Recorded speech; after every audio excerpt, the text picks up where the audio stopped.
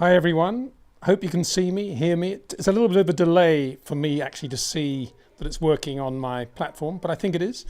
And welcome to another live stream, wherever you are around the world. Wow, what a day. What a Hungarian Grand Prix.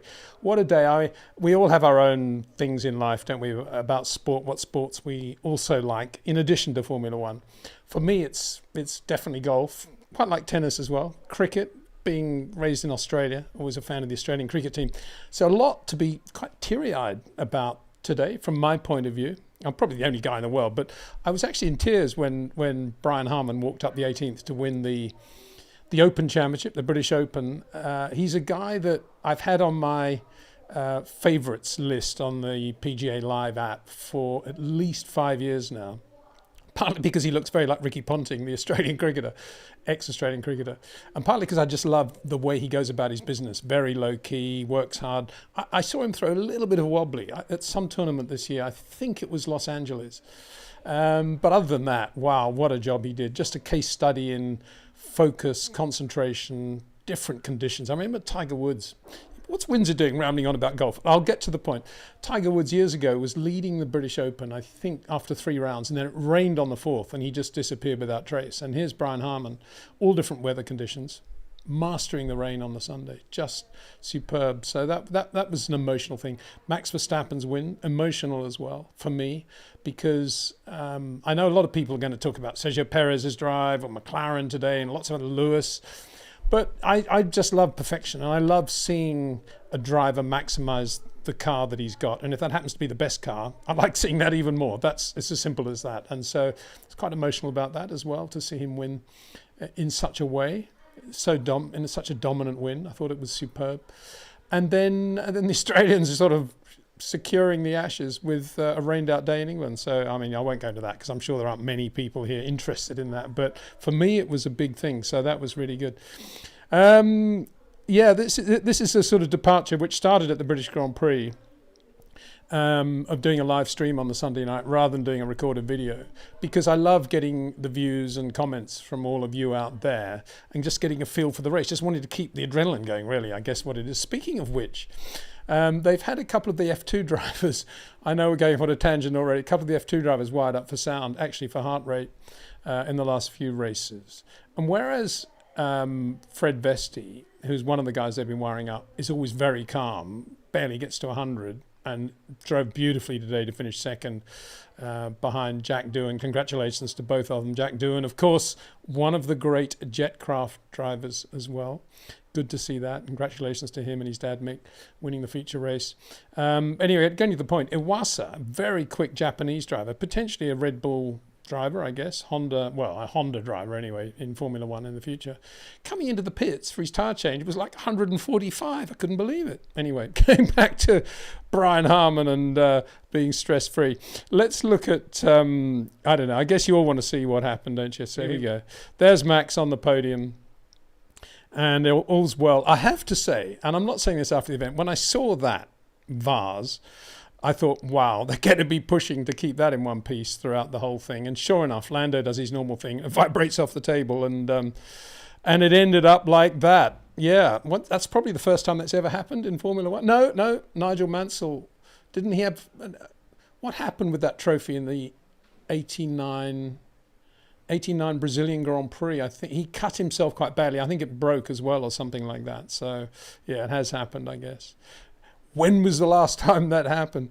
I gave Ales Norsky, great guy, does some way out stats for us. Let's have a look at some of his stats from this race before we go any further, because good stuff. 220th fastest qualifying lap for Mercedes engine. Okay. Yeah, I'll take your word for that one. 210th top 3 starting grid position for Lewis Hamilton. Wow, that's good, isn't it? 10th top 3 starting grid position for Lando. Yeah, he's starting to really get the momentum. 30th time Max Verstappen has led the opening lap. Only 30? I'm surprised it's only 30, actually. Well, maybe that's about the right number. 90th podium for Holland. Wow, that's good, isn't it? Yeah, good stuff. 400th podium for Team McLaren. Wow, that's a big one. Podium here refers to top 3, of course, because going back to Bruce's days, they didn't always have all three drivers on the podium, notably at Monaco, but also at other races as well. You'd finish second at Monaco and you wouldn't be on the podium, but I know what you mean, top three. 275th full podium for Pirelli. Well, yeah, they got a monopoly, so that's a little bit of a, okay. 80th, I could say something about the, the new protocol. How many different protocols have we had in qualifying now in Formula One's history? There you go, Alice, that's a good one for you. 80th top 6 and 160th top 10 for Sergio Perez. Really? 160th top 10 for Sergio Perez. Wow, that's a pretty amazing stat. 120th top 6 for Max. That's pretty amazing too, isn't it? Top 6. 30th top 6 for Lando. Excellent. 25th top 6 for George, which he got, of course, because Charles Leclerc was penalised 5 seconds for speeding in the pit lane, although Charles finished ahead of him on the road. We'll get onto that, I'm sure, further down this one. I did actually, after Alice sent that, I said, okay, when was the last time two drivers of the same team ran into one another, either at a start or a restart in the same year? I'm referring, of course, to Alpine, because at the restart of the Australian Grand Prix, Gasly and Ocon crashed into one another. And guess what happened on the first lap of the Hungarian Grand Prix? Not exactly their fault in this case, all initiated really by Guan Yu Zhou's slow start in the Alpha. I wonder if he just got sort of a bit overwhelmed by the whole situation, wasn't really focused, or whether there was a technical glitch. I guess at some point we'll find out. But both Alpines out at the first corner, which was not good. I was interested actually that Alpine, looking at their qualifying thing, which came out after I did the video yesterday, they were going on about how they'd never been very good on the medium tyre. And if they'd got through to Q3, they're sure they would have been really quick on the soft, which is a sort of reflection of the new qualifying thing. But let's just have a look at, when I read that, I referred back to what they actually did on the medium tyre in FP3 that morning. And there's Gasly doing 19.0 and Ocon 18.9. Okay, Logan Sargent's doing 19.1, so they're only a tenth quicker than Logan Sargent. But 18.7 Oscar Piastri, 19.4 Nico Hülkenberg, who got into Q3. I'm a bit surprised that they thought they were so bad on Dexter. Stop it.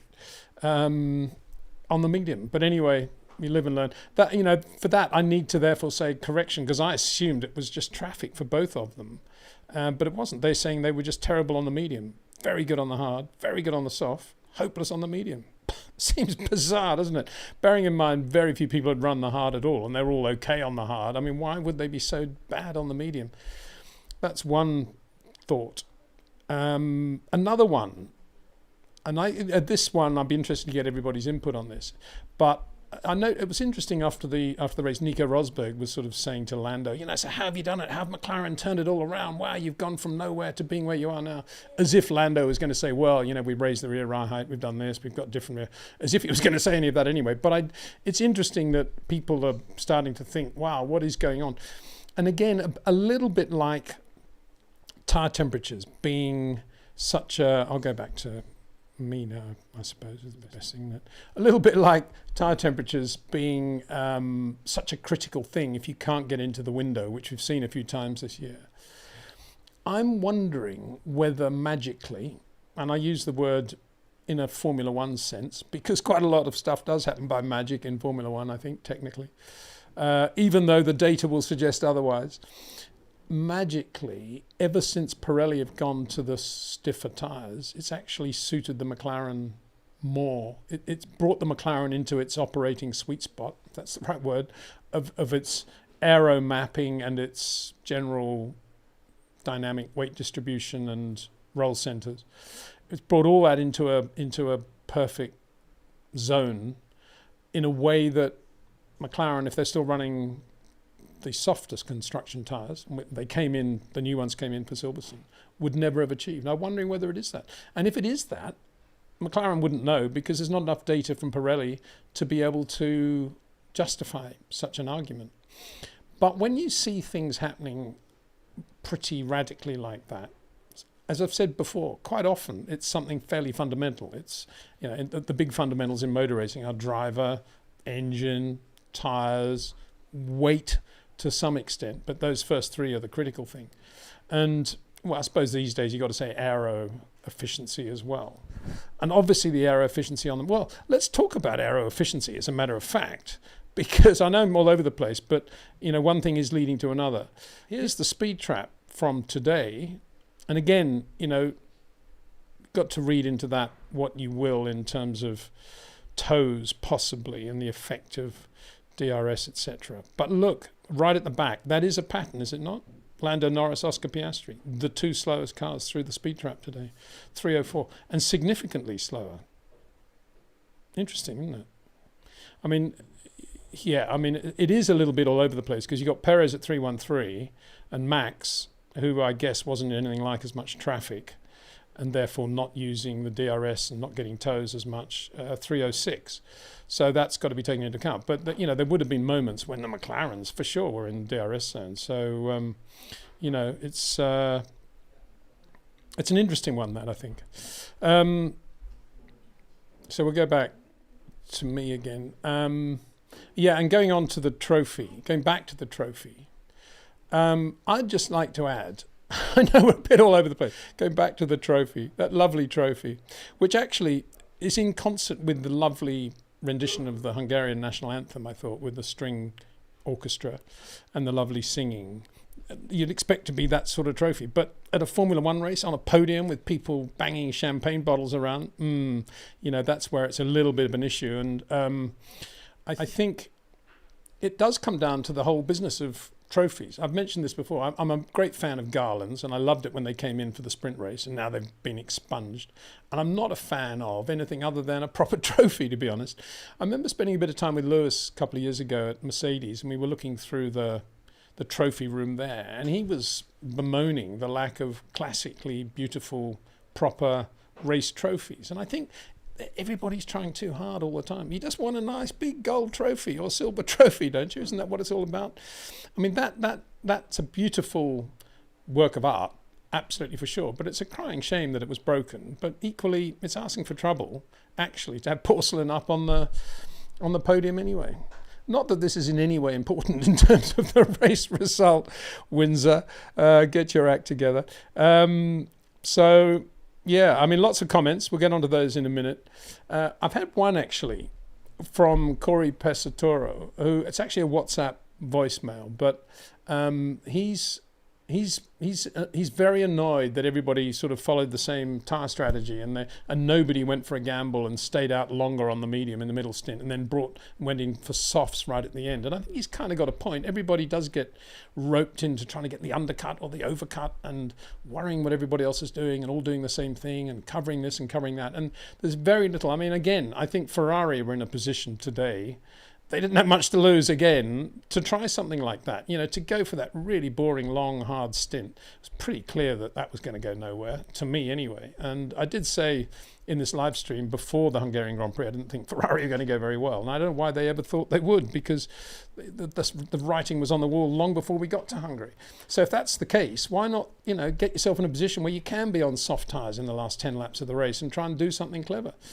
But we didn't see that. There's a lack of imagination, I think, in some of the strategies out there. And I agree with Corey. He was also a bit annoyed that they didn't go to the onboards when we had Oscar and Sergio Perez racing one another through turns 2 and 3. And I think he's got a point there as well. Why didn't we? I mean, it was unbelievably good stuff. I thought it was really nice, actually, that Perez-Piastri battle, because it was pretty. I mean, I think a lot of drivers, having sort of been edged off coming out of 2 the way Piastri was, would have been straight on the radio saying, he took me out, he pushed me wide. But I just love the way that Piastri did nothing. And then they got on the radio to Oscar and said, we saw that, what do you think? And he said, it's a bit, didn't leave me a lot of room, did he? I just thought that was brilliant.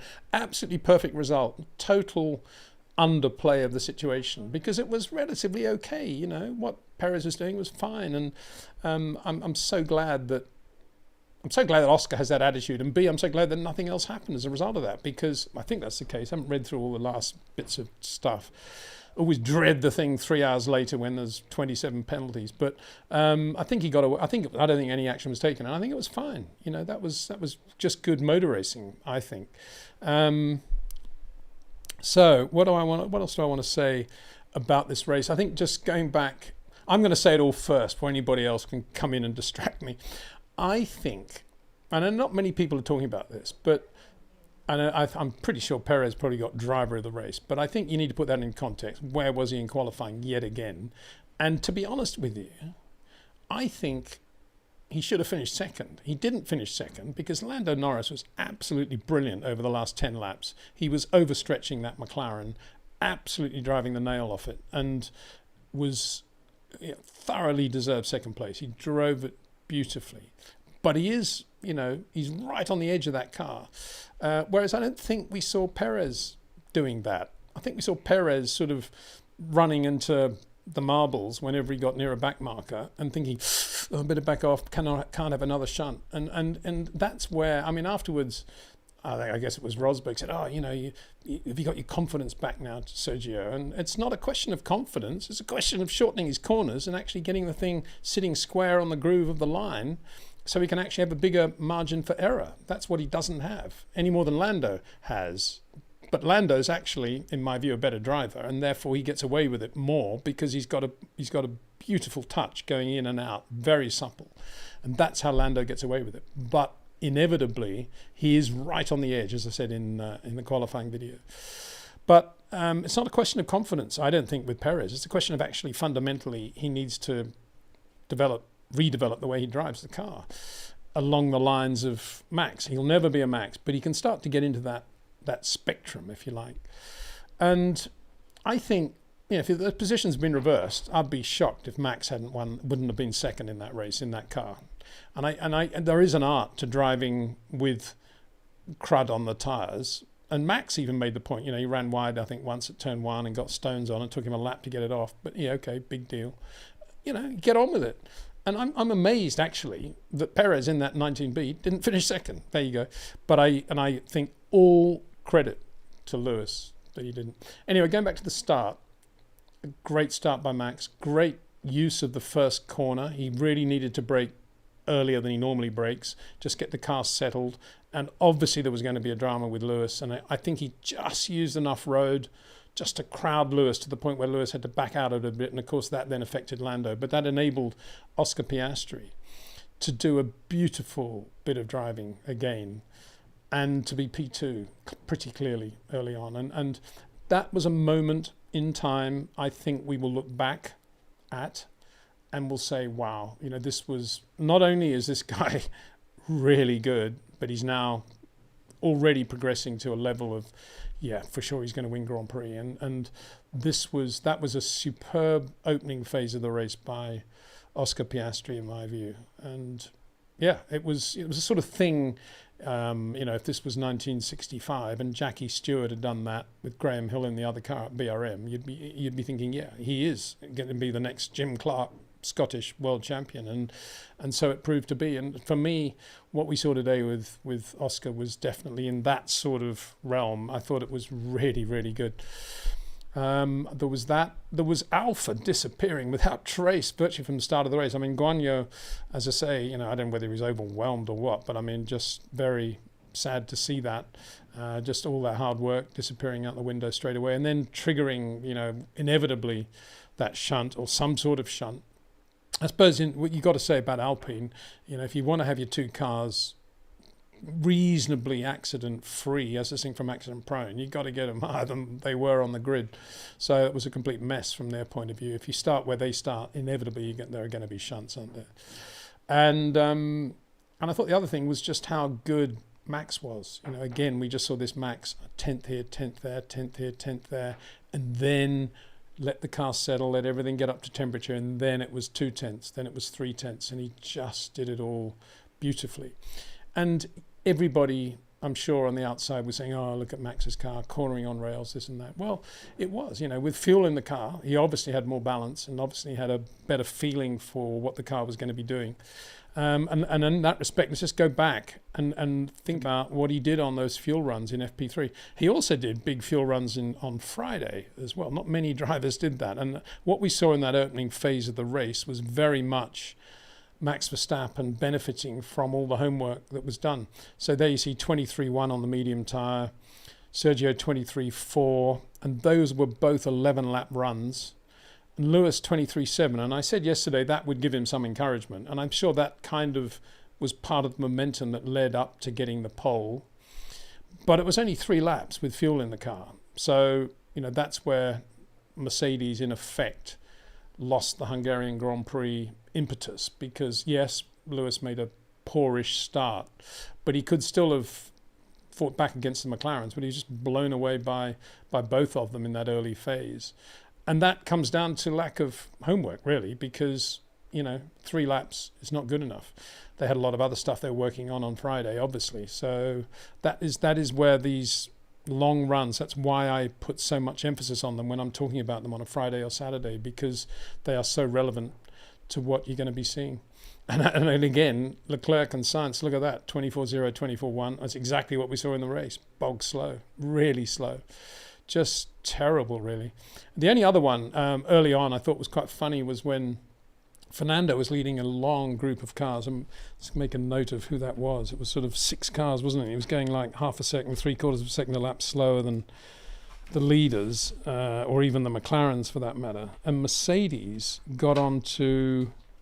Was it Mercedes? No, it was Hulkenberg. It was Magnussen's engineer, that's right. Said... we think Fernando's going to go for a long stint because he's looking after the tyres. In other words, he's going quite slowly. So we need to, be sure that we cover that situation. And of course, it wasn't that at all. It was just Fernando not being very quick. Here you go: Alonso, Perez, Hulkenberg, Stroll, Tsunoda, Bottas, and then George. And but he just wasn't. They just weren't quick, as I said yesterday. They, for some reason, you could argue for the same reason I've said McLaren may magically have benefited from these stiffer tyres that Pirelli are now bringing to every race since Silverstone. Maybe they've hurt Aston Martin in a way that Aston Martin wouldn't be able to quantify either, because, again, to repeat it, they don't have enough information from Pirelli to be able to do that. Sorry, I keep forgetting to come back to my picture. It's probably much better actually not having my picture, but anyway, there you go. So what else do we want to look at before we get to fastest laps? Just look at fastest laps. That's quite good, I think. It's always an interesting thing to do. I've put in brackets there the compound in which it was set and how many laps into running that set of tyres that lap was set on. So in other words, Max did that. Most of the times are all done near the end on light fuel, obviously, in the third stint, if you like. But that was done on the second lap of Max's last run on the medium tyre, 20.5. Pretty comprehensive, over a second quicker than anybody. Lewis, second fastest lap. Interesting. 21.6 compared with Norris 22.1 and Piastri 22.7. So that does speak to the speed of the Mercedes on its last set of medium tyres, although it was not very good on its first set of medium tyres. So, I think that adds up to Mercedes not being very good with fuel in the car. That's what you'd have to conclude from Hungary.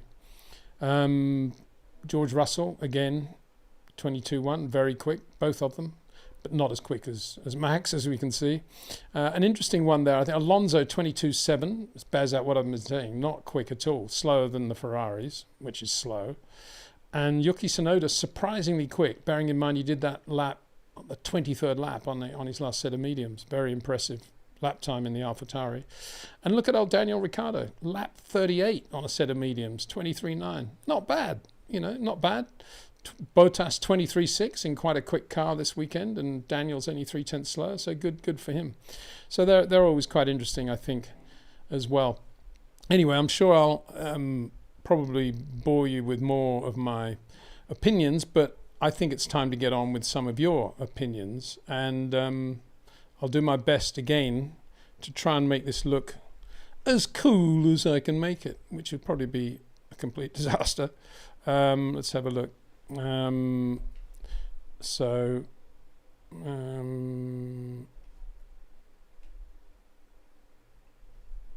what's happened here? Okay, sorry, I've got this. I'm just doing this business where I have to get the lines sorted again.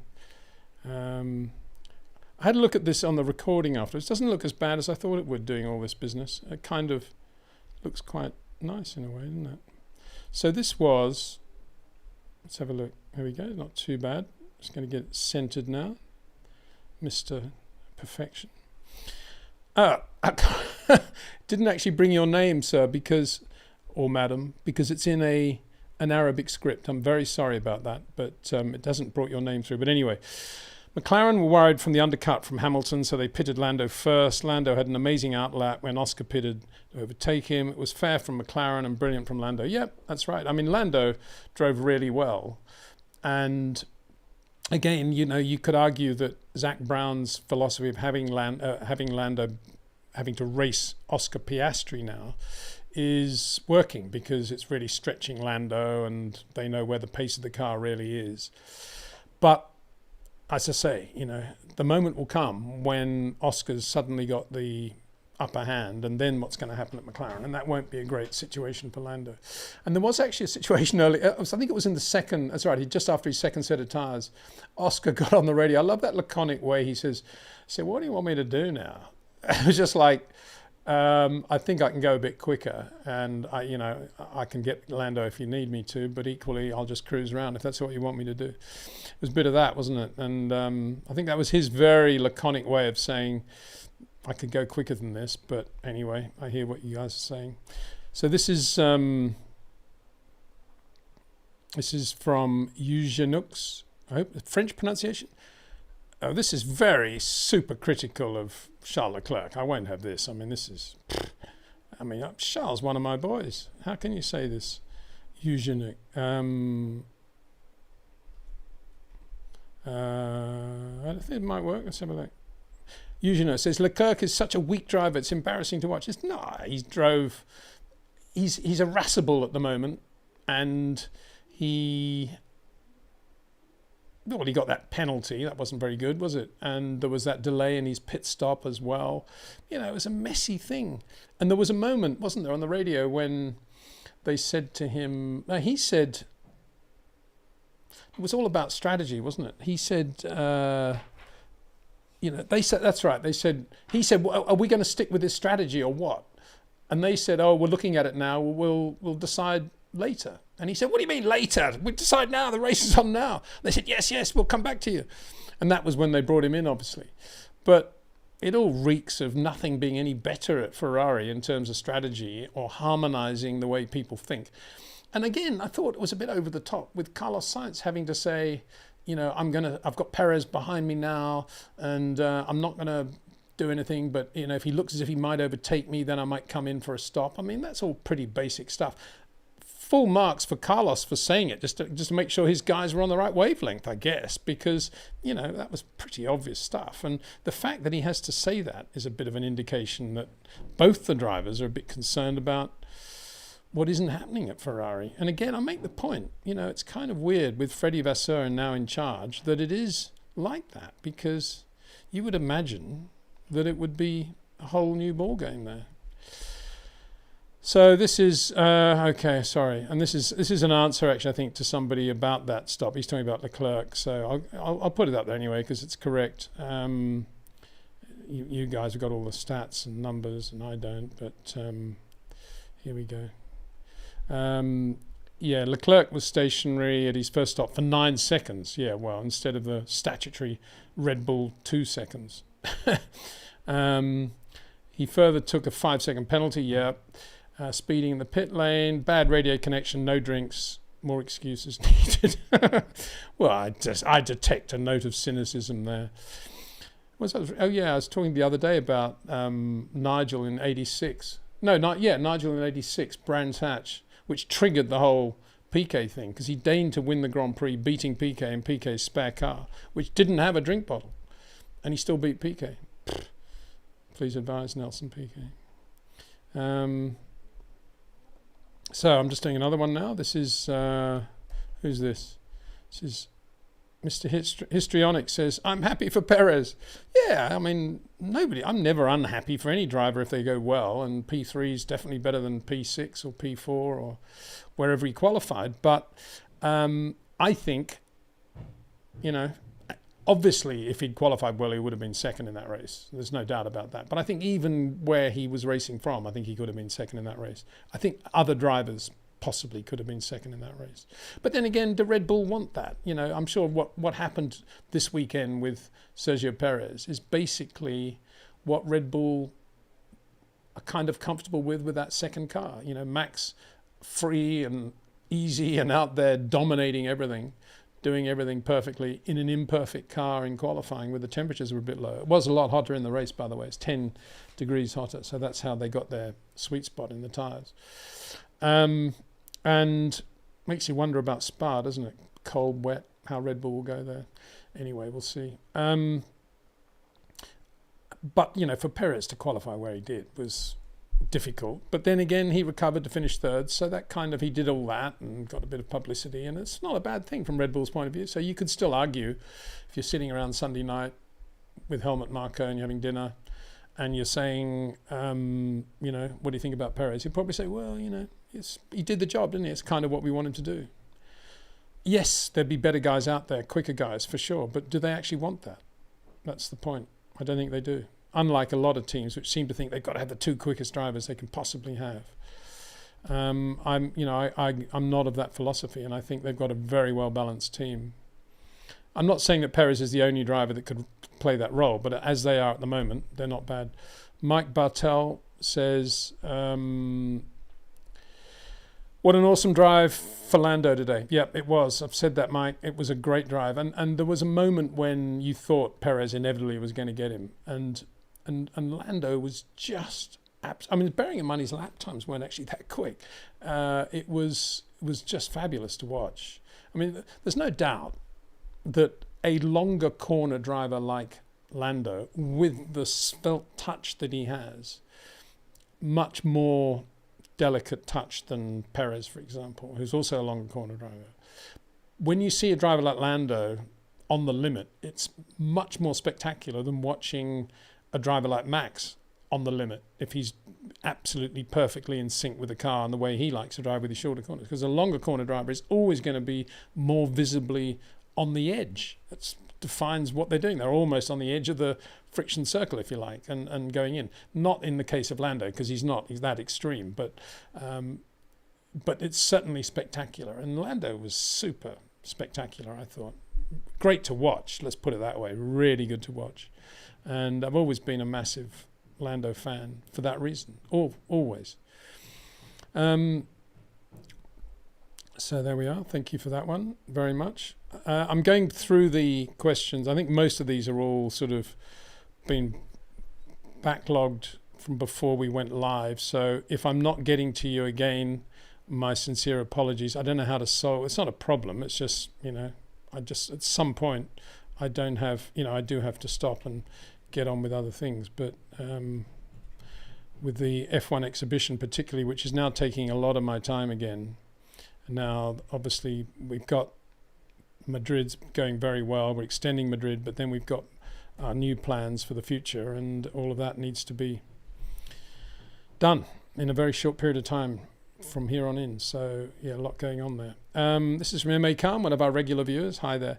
Good drive from Perez, but he can't match Max in terms of speed and extending tyre life. That's an interesting observation. Because in theory... And he is pretty good at making the rear tyres last, Perez. And we didn't have fair comparison today because they started on different compounds, of course. Perez started on the hard tyre, Max classically on the medium. This track is about the rear tyres, which is why Max is so superior in this area when Perez prior to Red Bull was so strong. Well, he is strong. It's just that Hungary, as I've said a couple of times, uniquely almost has this incredibly dirty, slippery groove offline. It's always been the case in Hungary, going back to 1986, never different. Even though they've got completely new tarmac and resurfaced it, it's always been the same there for whatever reason. Maybe the undulations, maybe the effect of the rain, I've no idea, but it's always been the same. And what Max was getting rid of sooner and not worrying about as much were the marbles on sticking to the tread of the tyres. Whereas I think it was psyching Perez out a bit when it happened because he wasn't able to do what he does well and just get the power down really well and use his phenomenal ability in traction. So I think that's what we saw today, and he is very good still on rear tyres. That's why he won Baku. and he's not changed in that area. It's just that in Hungary, it's a really, really narrow groove, and it comes under the heading of variables, and that's one of the variables because of his very large operating zone. Max Verstappen can deal with those variables like sort of shrugging the shoulders, and that's it. But for Perez, it's a much bigger deal. That's my take on that.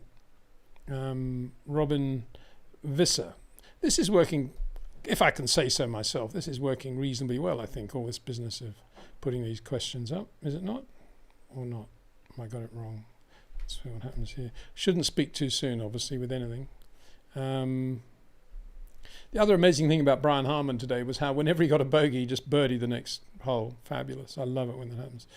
Robin Visser, I can move this back again now. Robin Visser. Max was just lucky with the strategy, otherwise Lewis would have won today. Really? I don't agree with that at all. What strategy? I mean, his strategy was absolutely, it wasn't a lucky strategy. It was the strategy. And what else did you want him to do?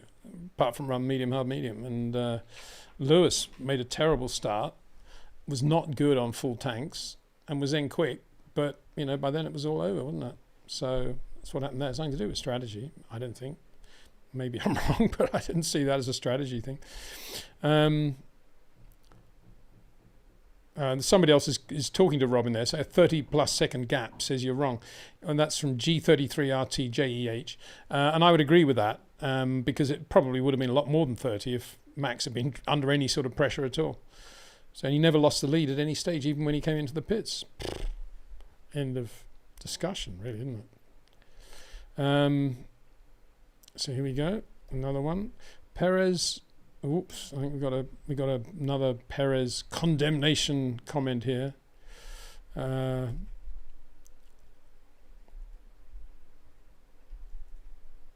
So let's see if this fits. Almost. Just move it over a bit. Here we go. Whoops, sorry. I thought we got it. Oh. I thought that was the last line, but it's not. Here we go. But here we go. Now I've got to put it back again. Sorry. Things I have to do. Trials and tribulations of live streaming. Emil Sinclair. Perez constantly does a terrible job on a Saturday and thus sets himself up for the driver of the day on a Sunday. Deliberate policy, see? Extra publicity for Red Bull. That award means the general public is impressed, but I am not.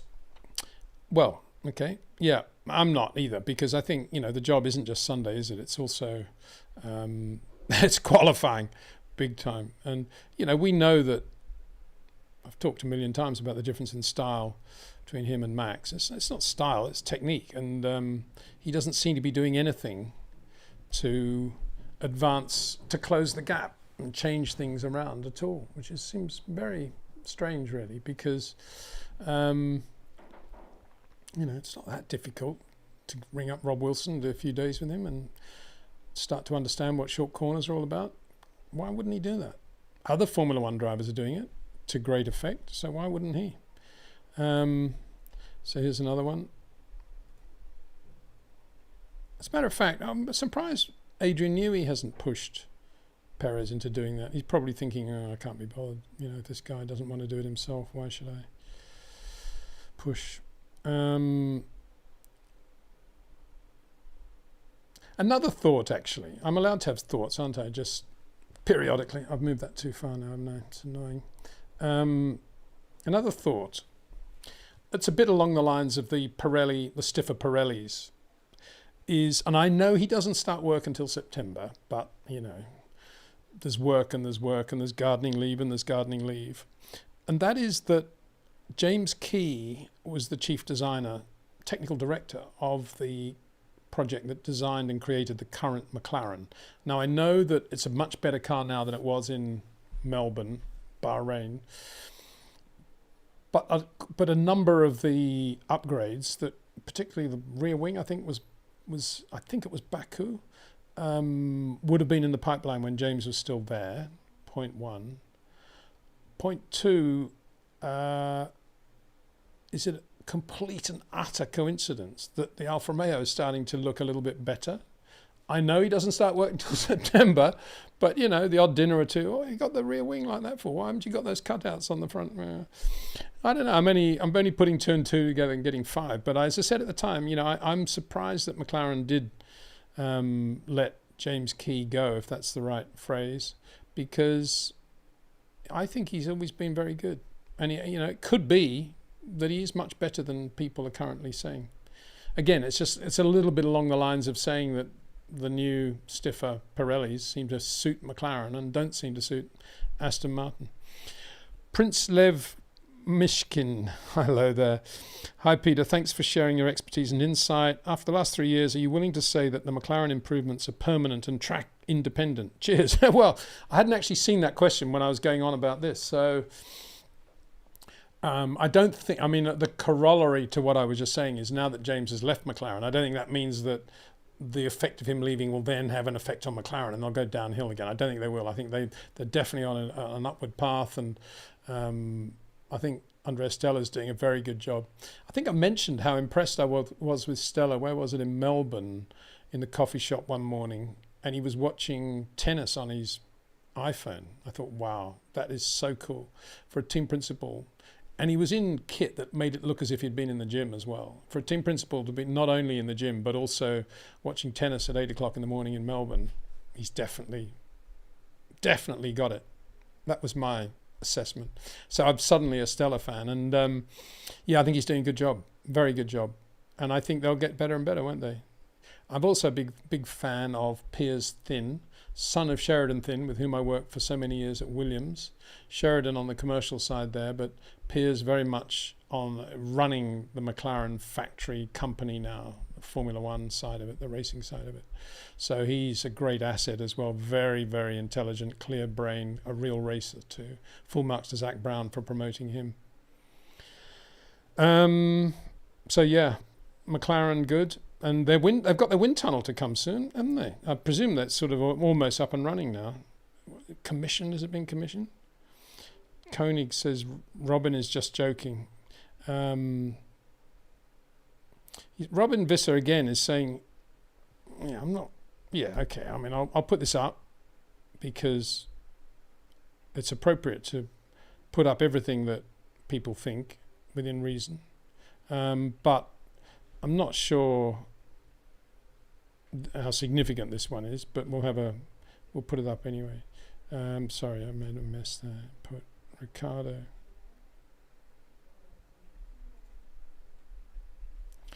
Robin Visser, master move by Helmut to put Ricciardo in a car. AlphaTauri happy and a wake-up call for Perez.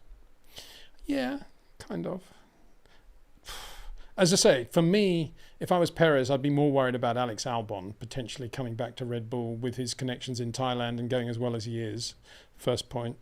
Secondly, Daniel Ricciardo is for sure going to shunt less and do a better job in qualifying, but he's only going to be the driver that we last saw at McLaren, which is a driver, okay, very, very polished these days, but not as quick as Lando. And obviously not as quick as Oscar either. So then you come back to that point of, do you want to replace Perez with Ricciardo? Ricciardo would be a really good number 2 to Max. But as I said before, that's why he left the team, because he didn't want to be number 2 to Max. And although, of course, now he would say, oh, yeah, of course, I'll be the team player. I'd love to come back. You wouldn't, if you truly understand human psychology, you wouldn't say, oh, well, he's never going to go down that path again. You'd have to assume that he might, because he's Daniel Ricciardo, he's a Grand Prix winner. He's got a stature of his own. And he didn't like Red Bull before when Max got the better of him. So if that happened again, maybe it'd be the same issues again. So having said that, Perez isn't exactly easy to work with it either at the moment, I wouldn't have thought, because, he started off with that whole business of, I'm going to take the championship to Max. I can win the championship this year. And look what happened. Virtually from the minute he said that, he's collapsed, gone downhill. So, they want a good number 2 who's always going to be cheery. And the problem is number 2s very rarely are cheery. Even Rubens got annoyed with being Michael's number 2, so did Felipe Massa. And they both should have stayed at Ferrari when they were there. Daniel should have stayed at Red Bull, but the egos get the better of them. Best number two, I was thinking about it the other day, one of the most underrated number two drivers of all time was Peter Arundel, who was the number two to Jim Clark in '64 at Lotus, and was super quick. I mean, he led the Belgian Grand Prix, '64. He was absolutely up there, podium finishes straight out of the box, and then had that massive shunt at Reims, Formula 2, and then was out for 2 years and came back in '66. Not probably the same driver, but he was an example of exactly the right sort of driver you want as a number two. Going all the way back to '64 to find it. I know, there are others around for sure. So anyway, yeah, it's a big topic, isn't it? Perez, Ricciardo, others. Of course, AlphaTauri are happy with Daniel Ricciardo. What are they going to say? We're unhappy. He's not as quick as Yuki, or he out-qualified Yuki, so, we're unhappy with Yuki. Teams are always going to say the driver's brilliant and we love him and we're very happy with him. They always say that. I'm not saying that they're not justified saying that with Daniel, but I'm just saying just because the teams say are happy with him doesn't mean anything, because they all say that.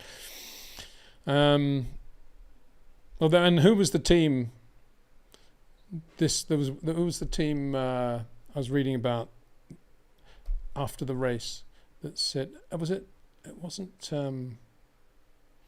team that, it was AlphaTauri. It was AlphaTauri saying, we never thought we'd go very well in Hungary.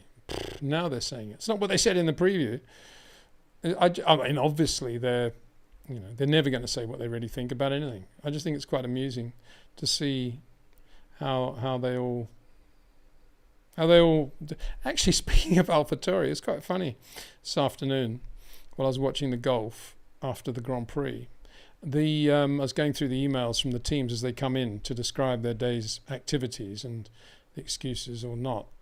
And AlphaTauri one said, we really got the car to work well on fast corners. I'm thinking, what fast corners are we talking about here? Turn 4. And I looked at it, and it was the British Grand Prix, and I thought, how have I opened that by mistake? Picture of Nick de Vries. And it arrived 2 minutes earlier. And then another one arrived from Hungary. Yeah, so some poor junior had obviously pressed send at the wrong moment. Victor Rodriguez, hi Peter. People always talk about Lewis, Max, etc. But Fangio could not drive flat out. I think it would be easier for Fangio to drive today's cars than Lewis or Max to drive those cars and win championships. I think Fangio would probably dispute your claim that he didn't always drive flat out. And he never really had a great reputation as a sports car driver. And there was that famous occasion, I think it was 56 maybe, when he was quickest at Le Mans in the test and then decided not to do the race because he just thought, nah, I don't like Le Mans. But he'd been quickest. Classic. I don't know what year it was, something like 56, probably in a Ferrari. And, Fangio not flat out. 57 French Grand Prix, 57 German Grand Prix in the 250F Maserati, wheel to wheel with Moss in 55. I mean, he was always absolutely. I know what you're trying to say there. I think what you're saying is that because of the risk of death, if you made a mistake, a small mistake, and you left the road and the car just hit a stone and you were thrown out, potentially you were killed. Nobody of that era drove absolutely flat out. I think that's what you're trying to say, or you are saying. And therefore, if he could drive in this era where things are much safer, it would be a different contest. I think that's what you're saying. And to some extent, you're right. If you think about the great drivers, you think about Moss and Fangio and Brooks, they all spoke of not leaving a margin, but anticipation and driving in such a way that they were on top of what was happening to the car. But of course, anything could happen from outside, as indeed happened. Well, Fangio had that big shunt, didn't he, 52 at Monza, when he'd been driving all the way from Ireland, I think. And he was quite tired, and he had a massive shunt at the Curva Grande. And then Sterling, of course, Sterling got a lot of flack in 61. It was 60. Sorry, it was 60 when he... Was it 61? I should know. I think it's probably 61. People were saying, you don't push Jack Brabham hard enough. So he was sitting on his tail at Zandvoort, and sure enough, Jack does his usual thing, goes over one of the curbs and throws a brick up in Sterling's face. You wouldn't expect that, would you? Anyway, this whole business of drivers from one era competing with today's drivers or vice versa and how they would go, we can again talk about that for hours and hours and hours down at the Nut and Squirrel pub or wherever you want to do it. But for me, all we can have is our own personal things, drivers we grew up with, things that our own field of perception of Formula One. And as much as I try to have as broad a field as I can, inevitably I gravitate to Jim Clark as the driver of drivers. And I'm sure others gravitate. I think Joe Ramirez would gravitate to Fangio, for example. I think Jackie Stewart gravitates to Fangio before Jimmy. And so it goes on. I think the only thing you got to say is I think the current drivers are less informed about the past and the history and the heritage of their sport than the current performers of other sports in general. I can only speak for the sports that I know about, but I know that in the world of golf, if you asked a young, cool golfer like Ricky Fowler to compare Jack Nicklaus and Arnold Palmer, he'd have an opinion for sure about their golf swings and how they were as people and what they did for the sport. But if you asked the average driver on the grid today to, what did you think was the main difference between Jim Clark and Graham Hill, they probably wouldn't have a clue. Or be interested in having a clue, more to the point, which is sad, I think. Anyway, moving on. Paolo Treghini. I hope I'm pronouncing that correctly, Paolo. I've got to say that, just to remind everyone, I'm not reading these before I stick them up. It's part of the excitement of live stream. More fool me, probably. But anyway, let's see what happens here. Paolo Treghini says, I can't wait to hear the debrief on Lando's epic outlap. Racemaker right there. Yeah, after his pit stop, just superb. I mean, a great Grand Prix driver will always be good on coldish tyres. And the more they get rid of the tyre warmers, the better for drivers like Lando and Max and Lewis and George and Charles. Anybody with touch and feel is going to be able to drive on cold tyres better than a driver who's less finessey and more driven by data and regiment of when to turn in and what to expect, and when the car doesn't do what you want it to do, a bit like Perez with the marbles, then they're kind of lost. So yeah, I mean, what we saw from Lando today was absolute fluid brilliance. I think absolutely superb. I just think it's a bit of a shame that Oscar wasn't there as well, because I got the impression that they basically said, just stay there, look after the tyres and don't do anything. So his day will come, is all I can say. But I think, Lando was fabulous, and I never thought he would finish second, so he thoroughly deserved second. And I think Sergio Perez should have been second, but at least he was third. So here we go, another question. Where are we? YouTube's. It'd take a while to get back to where I'm supposed to be. Partly because I'm focusing on a million other things at the moment. I don't know why, but hi. Okay, here's. I think there's a bit of a tongue-in-cheek going on here, isn't there, or not? Hugh Ho Young says each week Mercedes turn up with what seems to be downgrades. Somebody sent me an email the other day calling the entire technical department at Mercedes a bunch of cretins. That's not. It's not what you want to hear, is it? Actually, I was reading through. As I say, I was watching the golf, and when it got a little bit quiet, the ad breaks, I suppose. I was reading through these things, and the Mercedes one actually was quite interesting. Let me read it through. It says, they talk about. Lewis says, my initial getaway wasn't the worst, but it wasn't as good as others I've had. I ran wide and also got done by the McLarens. After that, I didn't have the pace to keep up with those ahead. The balance of the car didn't feel great in the first stint, and I had a lot of understeer, snap oversteer, and problems with through corner balance.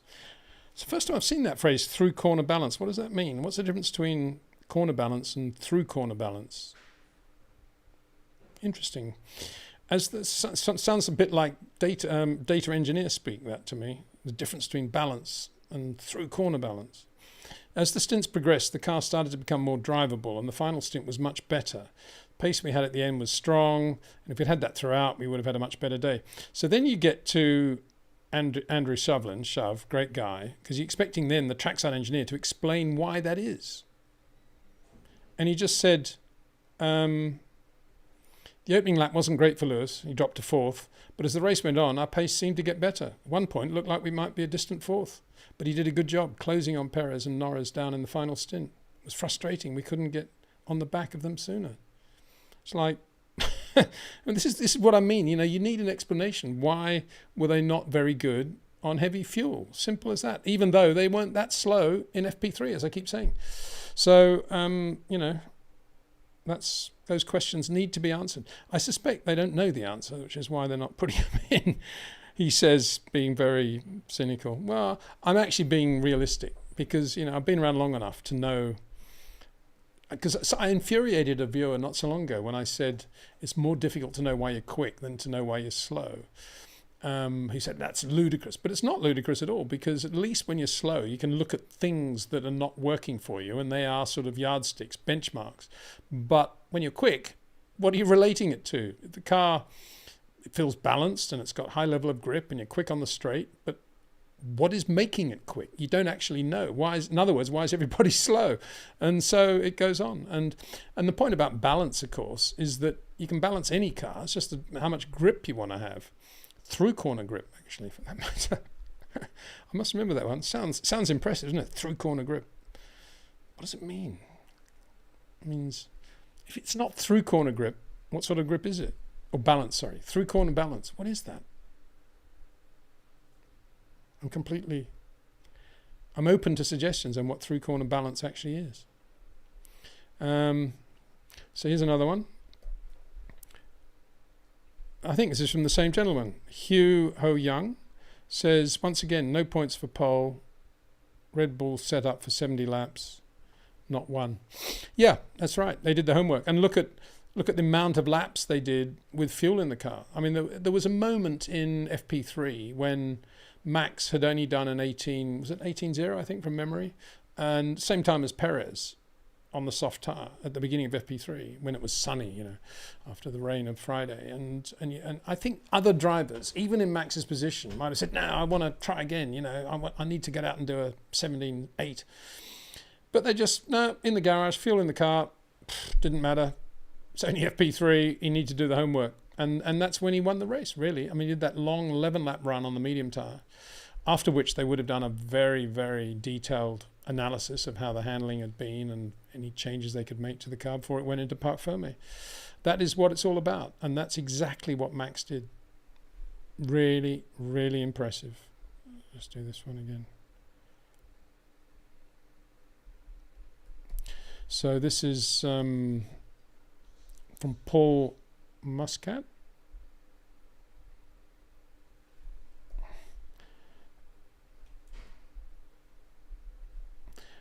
What happened to the performance of the Aston Martins? Yeah, good question. Let's see what they say. I bet they say, well, we never really thought we'd go very well there. I bet that, I'd be surprised if they don't say that, because what else do they say in Formula One these days apart from that? When they're not going very well, when you really want to know what happened, they'll never tell you. So let's see what Fernando says. I think 3 points for us was the maximum we could have achieved as a team today. Interesting. I think 3 points for us was the maximum we could achieve, in brackets, as a team today. We had a bit of a lonely race with no threats behind, but we were unable... No threats behind. You had all those cars banked up behind him after 6 laps. I'm sure that Magnussen's engineer wouldn't agree with that. Just to repeat it, you know, all those guys... Why couldn't I never find this? I found it. Oh yeah, Alonso, Perez, Hulkenberg, Stroll, Tsunoda, Bottas, Russell, all separated by 3 seconds, with Fernando going half a second slower than the Mercedes at that point and dropping back. And he says there was no pressure from anyone behind us. But we were unable to make significant ground on our competitors ahead of us. It was a hot and demanding race as well. Yeah, but it was for everybody, Fernando, so that's an irrelevant comment. There have been a lot of surprises in the last few weekends, but we need to try our best to get back to fighting at the front of the pack. So the implication is maybe they haven't been trying their best at the moment. We will analyse everything and look to bounce back at Spa next week. Well, Spa's not only about top speed, is it? Because we've seen Red Bull being down on power, not only Red Bull, other teams at Spa, and winning the Grand Prix by being so good in Sector 2. So it isn't just about top speed, but for Fernando to be looking to bounce back at Spa, let's look at where he was in a straight line, maximum speed today. Alonso 307, Stroll 309. So on the basis of that, they're not going to be that quick up the Kemmel Straight, I wouldn't have thought. So they're going to need to find more speed through the air without in any way compromising their aero efficiency. They may have fast circuit upgrades on the car of the type we saw in Canada. What does Lance say? I think P10 was the best we could have done today. Well, what does that mean? From the perspective of last Wednesday or the perspective of where he started on the grid? I had a good first lap and I was happy with the move around the outside of Valtteri. Oh, really? I hadn't really noticed that. Okay, good. But after that, the pace just wasn't up there. As a team, well, that's interesting. The pace was not there. As a team, I think we have some work to do. So when they both say as a team, they're both basically saying it's nothing to do with me. It's the team. That's what they're basically saying. To try and understand what we can be doing better. This car is quick, but there's more pace to unlock, and that has to be our priority as the season continues. We'll take these learnings into Spa next week, where, as always, we'll be pushing hard. Yeah, well, it's not the fault of the two drivers. That's very clear. So, yep, everybody needs to work a bit harder, I think, at Aston Martin, from what I can see there. Again, I'm being facetious, but, you know, they kind of invite those sort of comments, don't they, with stuff like that. So there's a bit of a discussion going on here between Sebastian Kruger and Robin Visser, so I'm not going to get involved in all of that. Get onto something new, I think. So Elliot Davidson. I wonder if it's any relation to Anthony Davidson. I was going to say Lex Davidson, but it's not. He's got a D, so it wouldn't be. And the Davison family, who are just amazing in the racing they do in Australia and the United States and everywhere. Just a great racing dynasty, the Davisons. So here we go. Let's move this a little bit over. Elliot Davidson. So, hi Peter, aka Doctor of Short Corners. Sorry about that. Didn't know that was there. Thoughts on Martin Brundle? Someone I've had massive respect for over the years, so just wanted to hear how he is perceived within the inner Formula One community. Thanks. I can tell you what my thoughts are on Brundle as a driver. I have no idea what people think about him in the inner community. I've never really, to be honest, I've never come across people making reference in that respect. But as a driver, Martin was definitely very like Lando, I would say. Corners weren't that short, but very, very soft touch. Really good. Very good transitions from straight line into loading up the car. Everything was very smooth is the right word, I think, for Martin. Very fingertippy and smooth. Very, very good driver. And always had massive respect for him. From the minute I saw him in a BMW 323 County Saloon in 1980 probably, he was just fabulous, and he was good in everything he's ever done. So good bloke, got a lot of time for him, nice guy, very good racing driver. Yep. Hope that answers the question, really. That's the Martin I know anyway. Galileo, sorry, I need to get that correct. Galileo 34.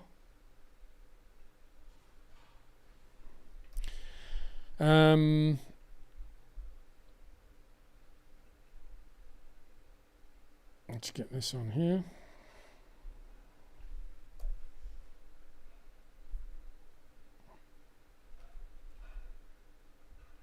Sorry, just getting these lines so we can read them all. There is no way around this. I've had gurus looking at this. It's obviously a fault in the software that you can't just set it up to be the length you want it to be. Good evening, Peter. Thanks for all the content you put out. What do you think Hamilton's chances were of staying ahead of the McLarens had he had a better start? Let's have a look where he was on the... He was pretty quick in a straight line, wasn't he?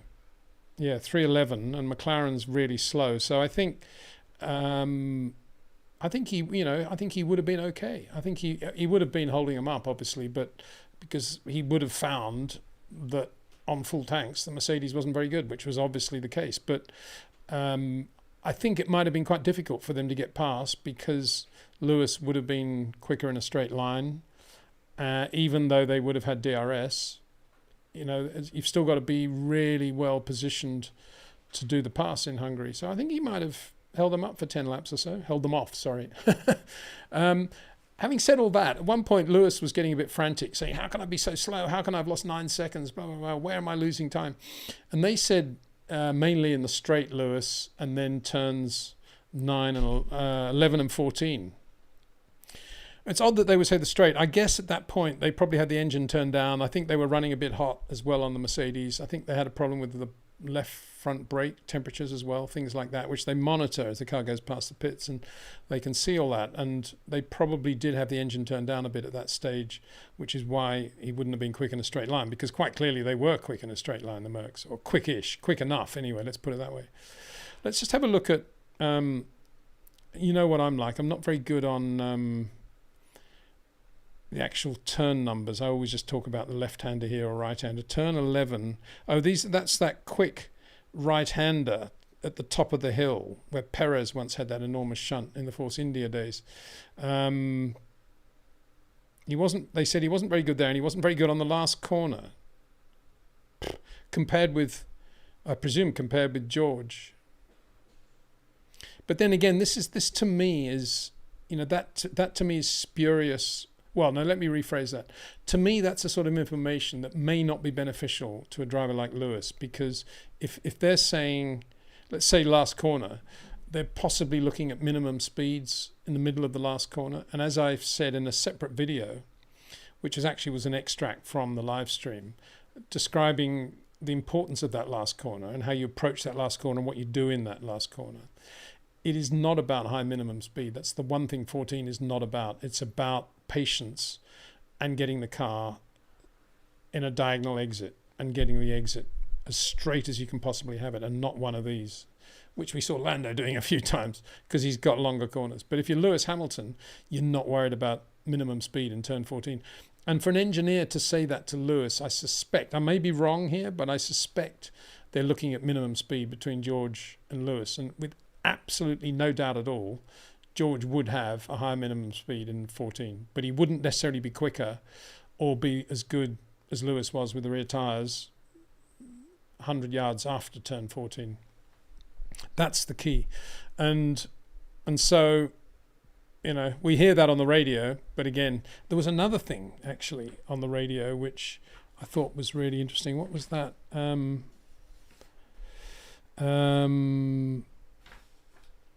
Well, actually, it was during practice. There was one when they got on the thing I think it was to Ocon, and they said, compared with Pierre, you need to go in a bit slower and get the power on a bit sooner, which sounded like, you know, something out of the Jim Russell driving school circa 1966. I mean, surely they are beyond that stage now when they're looking at data. Surely they're starting to look at short corners, long corners, how you come out of the brake pedal pressure, how you apply the initial throttle input, and how you indeed apply the initial steering. Surely they would be doing that. I think that was the one that was sticking in my brain actually when I heard that. I thought, that sounds so, dare I say it, juvenile actually to say that to a Grand Prix driver. Anyway, that was just just looking at it from a completely different perspective, I suppose. And I suppose the drivers know, I suppose they kind of know what's going on. And in some respects, it's useful information. If they then translate it into their own way of driving, they can kind of work out what they might do to do that, achieve it. But, you know, to me, it was interesting that Lewis didn't come back on that, actually. Because I was expecting Lewis to say, what do you mean 14? What do you want me to do at 14? It's a long horseshoe right-hander. What do you think I'm doing in the middle there? I'm just sitting there. There was some lovely bits with Lando, wasn't there? When they kept saying, oh, Lando, the gap to Perez is 3.7. I know. Don't tell me. I'm already flat out. It was good stuff. I think everybody loved that. Joanna Van H says, good evening to everybody. Good evening to you.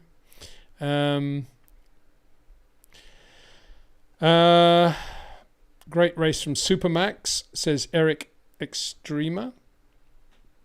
And he says, well, I think he's Dutch, because he's got a bit of Dutch coming on after that. Now I've just lost all the chat. Actually, I've got a coloured one here, so I'm going to answer that one. This is from Ellie Spans. And let's see what he has to say. I think sorry if I've got it wrong, Ellie, but thank you. First of all, thank you very much indeed for the coloured question, as I call them. I think other people call them super chats or something, don't they? I don't.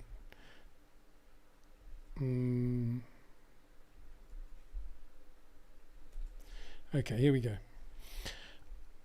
I've always believed that active athletes can never be considered for that GOAT discussion. An active athlete still adds to his legacy. Yeah, 100% agree. The reason I'm pausing slightly is that I want to get your name up there. How did that not happen? It's because we've had this before, haven't we? Because when it's a super chat, the name is not part of the thing that I can copy. So I don't think it is anyway. Let me try copying the name. I suppose I can. Yeah, here we go. It just has to be done in 2 parts.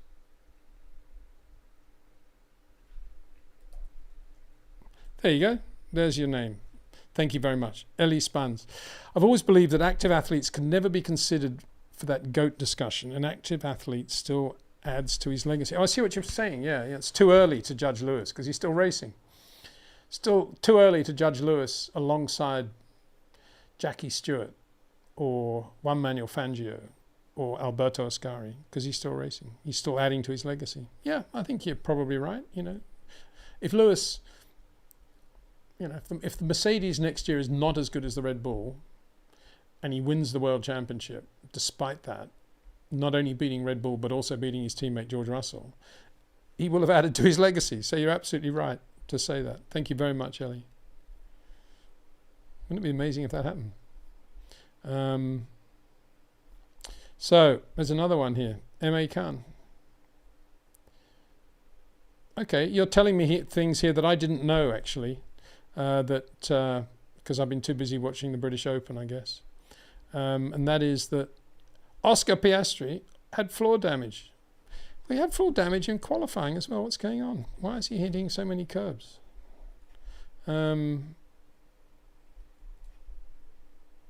Oscar, please advise. Mark Webber, please advise. Mark probably saying, yeah, hit the curves, mate. Yeah, it's a quick lap, yeah. Really impressed with Oscar considering he had floor damage. Yeah, he had a lot of floor damage in, I think it was FP3, didn't he? He didn't go out till halfway through the session because of floor damage. Now more floor damage. Feel the race was a missed opportunity for Mercedes. The car was rapid at the end. Russell felt he would have had second without qualifying issues. Yeah. Going back to Russell's qualifying issues, thank you for that, M.A. Khan. Again, I haven't put your name up there, but I'm saying it now. M.A. Khan, really nice. Thank you. Super chat. It's interesting in the qualifying report from Mercedes, which again I hadn't read before I did the video yesterday, talking about the traffic issues for George. Toto says, and we have a gentleman's agreement that when they're queuing up going into that last corner, you're not allowed to overtake. It's the first time I've ever heard of any gentleman's agreement in Formula One about anything. Gentleman's agreement? You've got to have some gentlemen, haven't you, to have an agreement? Formula One? Got to be joking. So, yeah, that's where George lost qualifying. But just to reiterate the point and how well, under the heading of how well Max went today, if you did add the sector times together, the 3 best sector times from Q3 yesterday, Max's best lap was 1:16.373, and Lewis's best lap was 1:16.570. So as I say, 0.2 actually. So because Max was a bit edgy and not really confident of what the car was going to do, he didn't stitch the best three sectors together in a way that he normally would on his last run or his first run. They were mix and match. So that's how he lost the pole, actually. He had the quicker lap, if you like, but he lost the pole because he didn't stitch it together correctly, whereas Lewis did. And that's how he got the pole. And that was, as I said yesterday, it was a wonderful piece of driving, and it was great to see. But we shouldn't kid ourselves that the Mercedes was a quicker car than the Red Bull around Hungary, because actually it was 0.2 on a new set of soft tyres. Around one lap, it was 0.2 of a lap, second of a lap slower than the Red Bull. And that's basically what we saw in the race. More than that, actually, on full tanks, much more. But late in the race, the Mercedes was quick, that's for sure. So that's just putting things into perspective. I'm not detracting from anything when I say that. Lifetrack says Piastri is the best rookie this season. Yeah, although I think Logan's actually doing a pretty good job, isn't he? Doing a much better job than Nicholas Latifi. This is from Matthew Brown. Hi Matthew, it's another super chat. Thank you very much, Matthew Brown. I'm saying it twice because, again, I can't really copy and paste it all in one fell swoop, if you see what I mean. So Matthew, thank you for this question. Let's have a look at what we're talking about here.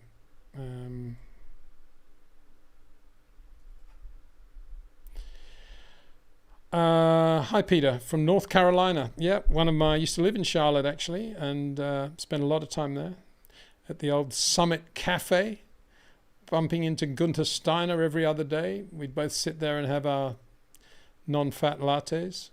Non-fat, non-foam lattes, the dusting of cinnamon, as Niles would say, and that's where, of course, in that Summit Cafe up in North Carolina, up North Charlotte, that's where Pietro Fittipaldi bumped into Gunther. That's how he got the drive. Basically, they became mates down at that famous Summit Cafe.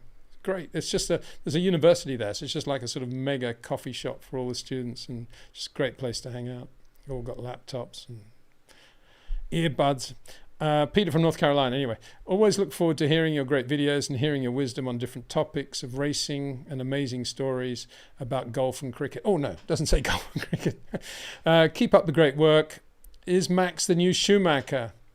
Well, yeah, I mean he is, isn't he? Well, to be fair, and I have answered this, I've made this comment before. I mean, Michael not only was virtually all the things Max is. I think Max has a couple of areas where maybe he's a little bit ahead of Michael, just a little bit. But what Michael had in spades was a brain which allowed him to be an organizer as well. And Michael did at Ferrari what Max could never do at Ferrari, which is basically create an empire there that works perfectly, that he could then benefit from. And I don't believe it's in Max to do that. Max is just too much of a pure racing driver to do that, whereas Michael was a pure racing driver, but he was also a pure organizer and a pure manager of people and a pure businessman. And that's a huge envelope that he had. Not many drivers in the history of the sport have had that much talent. I mean, Sterling Moss kind of went in outside his sphere of driving very successfully on a number of occasions in terms of teams, and even when he was racing, teams and modifications to cars and helping other drivers and all sorts of things that behind the scenes. Jackie Stewart definitely had that, and we saw that at Tyrrell. Niki Lauda had that in his early days at Ferrari with Luca Montezemolo and the team they put together there. But he kind of got lost when he went back to Ferrari as a consultant and then ran Jaguar. Didn't go very well. Alan Prost tried it with his own team, didn't work. It's not an easy thing to do what Michael did, and I we don't know. Maybe if Max and Jos did their own Formula One team or went to Ferrari with a clean sheet of paper to have whatever they wanted, and Adrian came with them, they'd probably do a very good job. But I mean, I don't think that'll happen. And if they had to go there now without Adrian and create a winning package at Ferrari, I think it'd be quite difficult for Max to do that. So that was the difference. And I think as a driver, I think, well, apart from anything else, I think Max obviously is a bit more, although he's very aggressive, and we saw that in 21 when he's listening to his dad and to Helmut Marko about, you know, if Lewis drives into you, he's the loser because you're ahead on points. He kind of went down that path. But I think since then he's mellowed a bit in terms of his track craft. And I don't think he's capable of doing the sort of things that Michael did on occasions, which, you know, were a bit obviously edgy. Jerez with Jacques Villeneuve and the business at Rascasse at Monaco, deliberately crashing the car. Excuse me. So, yeah, I think there are big differences. But in terms of drivers, and remember that Michael was right at the beginning of the left foot braking era and perfected that, and obviously had the paddle shifts were well in vogue by then, but you know, he took that to a new level, and that was a lot of creative, inspiring work by Michael, whereas Max is in a much more technical era where things are happening around him, and he's got a very good racing brain because he can separate himself from all the crud and just focus on what he needs as a racing driver.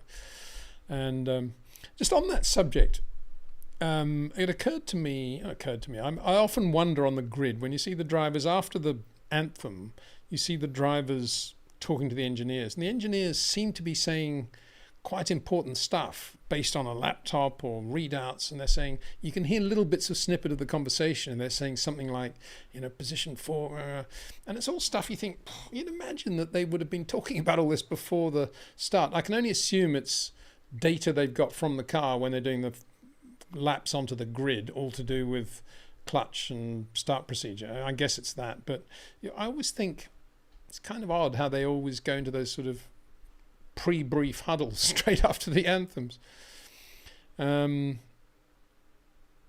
Right, and good comment from Carlos Sainz, I thought, you know, on the radio, saying during the anthem he noticed that the tailwind was stronger down the main straight.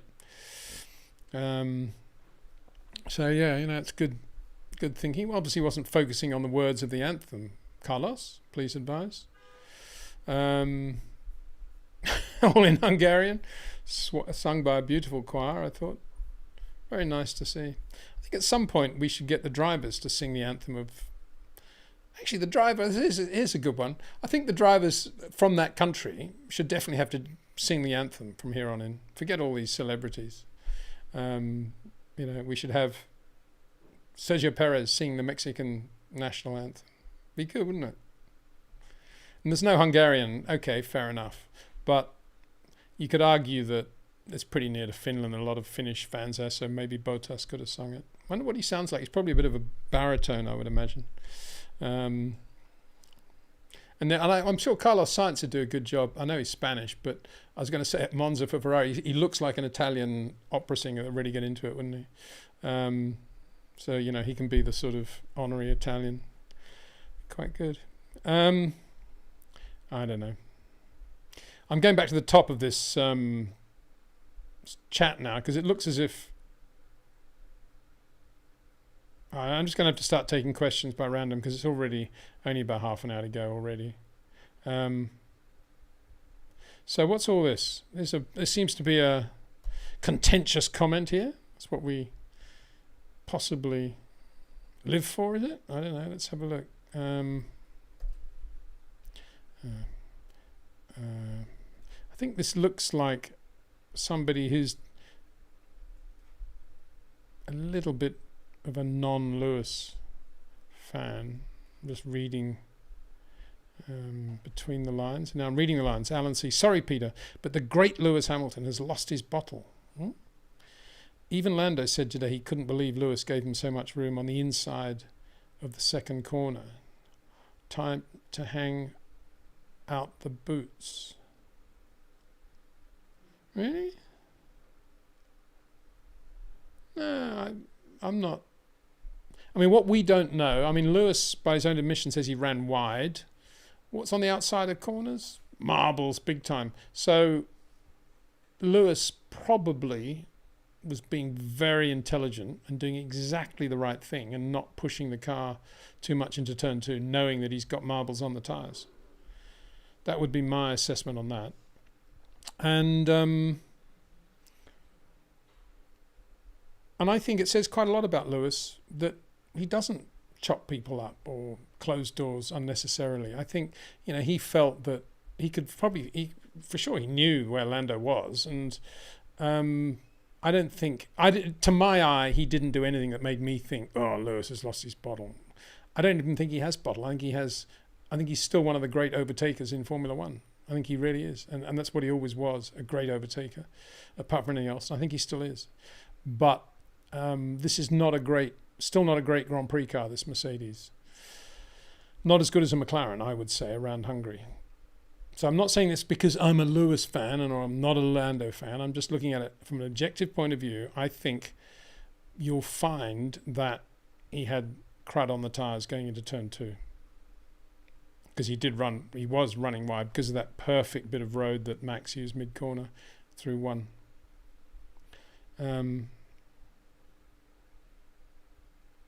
Okay, Lucas. Another good question here, I think.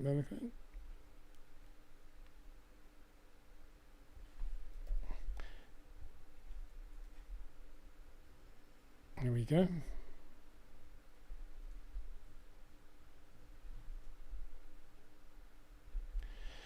Lucas Vignoli-Rees. Hi, Peter. Is it possible that McLaren and Red Bull aren't as distant as Max makes it look? Perhaps a good part of the difference is Max.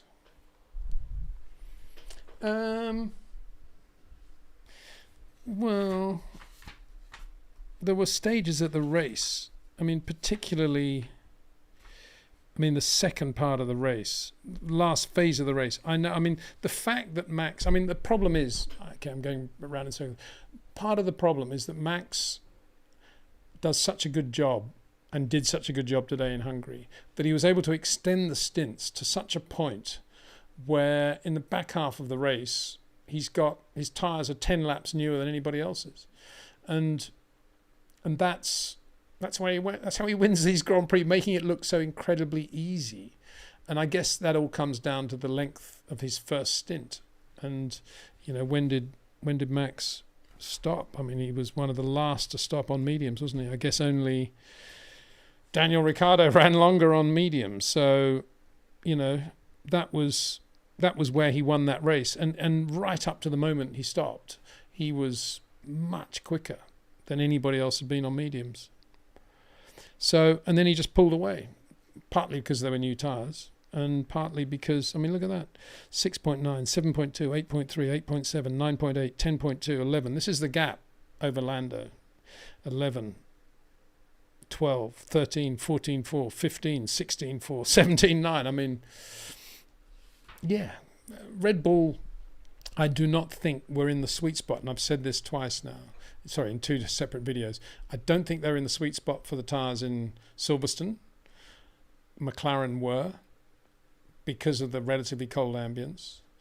And I don't think they were in the sweet spot in qualifying, again, because of the relatively cold ambience. But it was warmer on race day, and it was track temperature 49, 50 degrees, whereas in qualifying it was 45.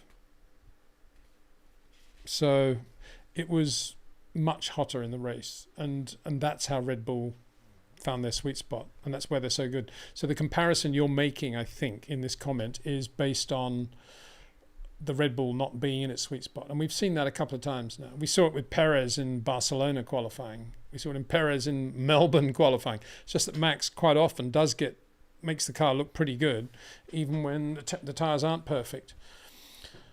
So yeah, would Lando, if McLaren are out of their sweet spot with temperatures, would Lando be as able to make the McLaren look as good as it could by just the way he drives the car and manages the temperatures? That's the big question. We don't know for sure. My guess is no. I think Max does a better job, but probably than anybody else right now in that, because he's been in this zone of working with Red Bull and the car and understanding the car and what to feel and what not to feel for a long time now. And I'm not sure Lewis has ever had that sort of, has never been that in sync with the car for such a sustained level. He's had a great car for many years, but there's never been the sort of, there's always been another driver who's quick in the Mercedes, basically, and even Valtteri got the best of him. And I think with Red Bull, there's so much direct Adrian Newey, Max Verstappen relationship that he's got this sort of incredible feel for how to drive the car when things aren't quite right.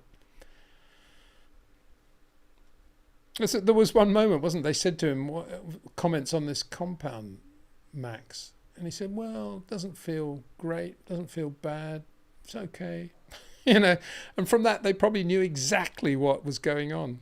Lando actually said the same thing, but I think with Lando, it's a little bit vaguer, actually, I suspect. So let's have a look. Jahaj, probably mispronouncing your name. Sky Sports had 2 friends of Hamilton kids all day, every day. And good. That's all I can say. I don't get to watch Sky Sports, so I can't comment on that, I'm afraid.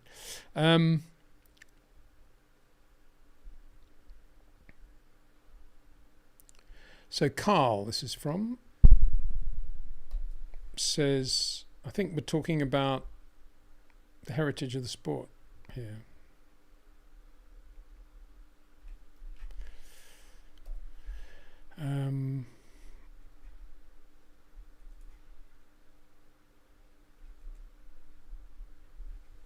Carl, absolutely agree, Peter. Most of today's Formula One drivers sadly seem to have limited comprehension of drivers of the past prior to Senna.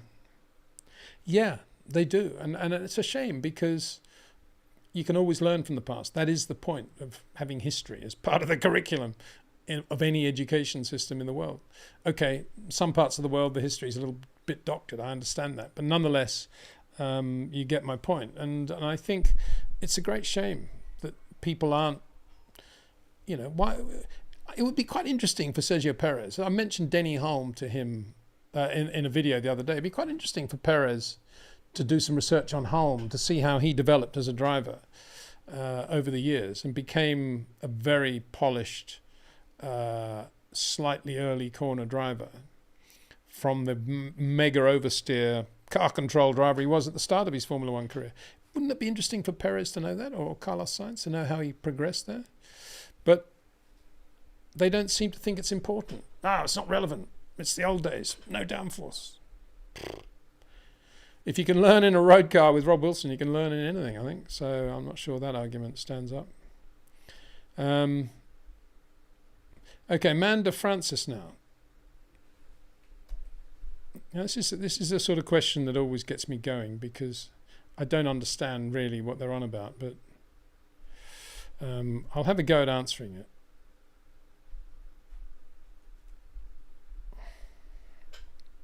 Amanda Francis, why do you rarely compliment Alonso? Well, I think, Amanda, you're probably revealing that you haven't been reading everything I've ever written about Fernando Alonso ever since he's been in Formula One. Indeed, before he was in Formula One. Because I'm a great admirer of Alonso's style. As you would know if you read F1 Racing magazine, which I assume you do and have in the past. And I'm sure you remember the article I wrote about Fernando when I went round Ricciardo with him in a Megane Turbo, Renault Megane Turbo, and the times when I compared the FIA prize giving and, Fernando and I hang out a lot. So I'm not quite sure what you mean by that. All I've ever said is that I don't consider Fernando to be a short corner driver, and I do consider him to have a very abrupt initial turn in on the steering. But I also say that he's got sublime foot and handwork on the entry to the transition point, approaching the transition point, and has incredible feel for having the car sitting square on the road at any given moment. I've also said, admittedly, that I don't think he's the greatest qualifier and that he's better as a race driver than he is qualifier. And I've also said that when he was against Lewis in 2007, when Lewis was a rookie, Lewis was clearly better at high-speed braking application and definitely had short corners from day one, which was why he was quicker than Fernando on occasions. So if all that adds up to me rarely complimenting Alonso, I don't know. I don't know what to say really, because people who follow me for a long period of time and listen to everything I say and have written would know that how highly I rate Alonso. But I would not include him in the group at the moment, the triumvirate, which is Max, Lewis and Charles, as the best three short corner drivers in Formula One. I don't think he is. Well, what does that mean? Well, what it means is the most effective use of the dynamics of the car and the nearest proximity to the extremity of the friction circle that you can possibly have, as defined by Mark Donoghue, is to be a short corner driver and to trade off steering and brakes as you go into the rotation point. And if you extend the circumference of the corner and you make it a longer corner, you're asking more of the car, you're covering more road, more of the tyres, and you're giving yourself less of a sweet spot and less of a greater margin for error in the way you drive. And I think Fernando definitely falls into the category of a relatively wide, long entry into corners. That's how he's always driven. Unless you've seen a Fernando that I haven't, I can't say any more than that. I've got enormous respect for him, and he's got this unique, and I mean unique in the correct sense of the word, unique ability to balance the car with amazing hand and footwork. How he gets away with it, with that initial bump that he always likes to give the steering just so he can feel the rear. He drives on the rear of the car, but he needs to get the car just moved, and then he balances everything, and he gets, very rarely he's got a problem. I mean, when we had grooved tyres and they used to grain like crazy, and Trulli, Jarno Trulli was alongside him in the Renault. The minute the understeer or the graining came in, Trulli couldn't drive the car. Fernando would live with the graining, and so it goes on. As I say, front wings fall off the car, rear wings fall off the car falls apart, and Fernando's still there driving it incredibly well. So, I'm sorry if you think that, but what you think is actually incorrect.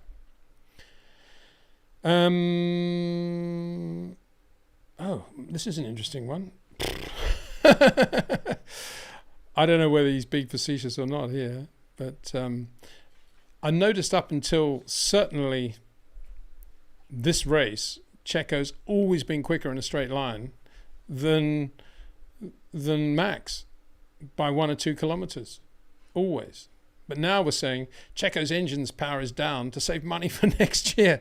Let's have a look at the speed trap. What was it? Perez, what do you mean? 313. Verstappen, 306. Whose power's down there then? Yeah, right. Okay, moving on. Michael Ossoguin. Yeah, this is going back to the Charles Leclerc issue. It's a big problem, isn't it? Sorry, I'll get back to Peter Windsor. Where are we? Sorry, that was wrong. Here we go.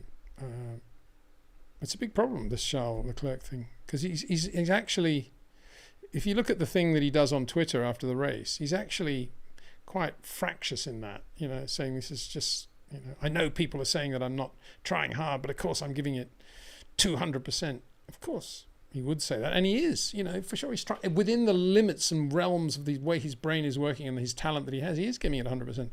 Michael Ossorgin, I feel like Charles is starting to get so angry that it's actually making him a better racer. His call to over at science was ruthless. Yeah,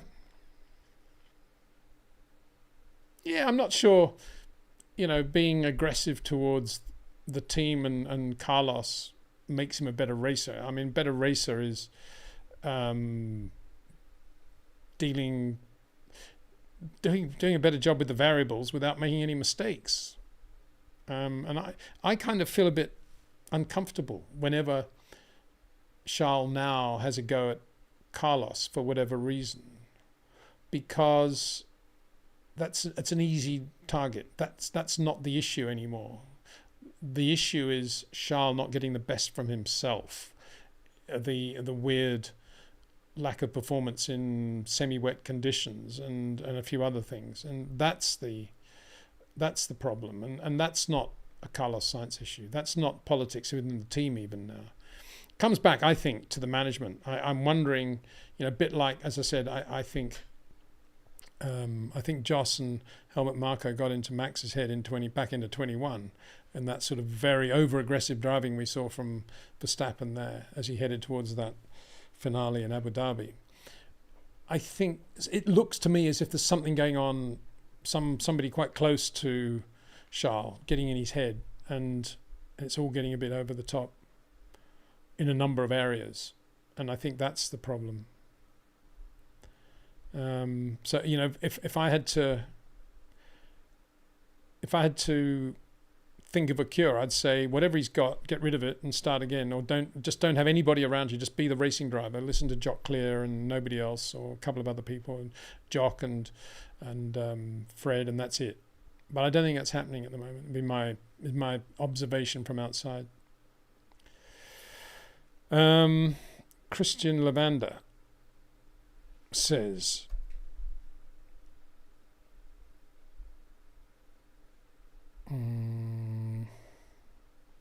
this is when I just put this up. Do you think Max can be one of the greatest? Well, I think he is one of the greatest. Not can be, he is one of the greatest. So, yeah, definitely. And he is right now. I'd put him right up there with Brian Harm. I mean, go. No, I'm only joking.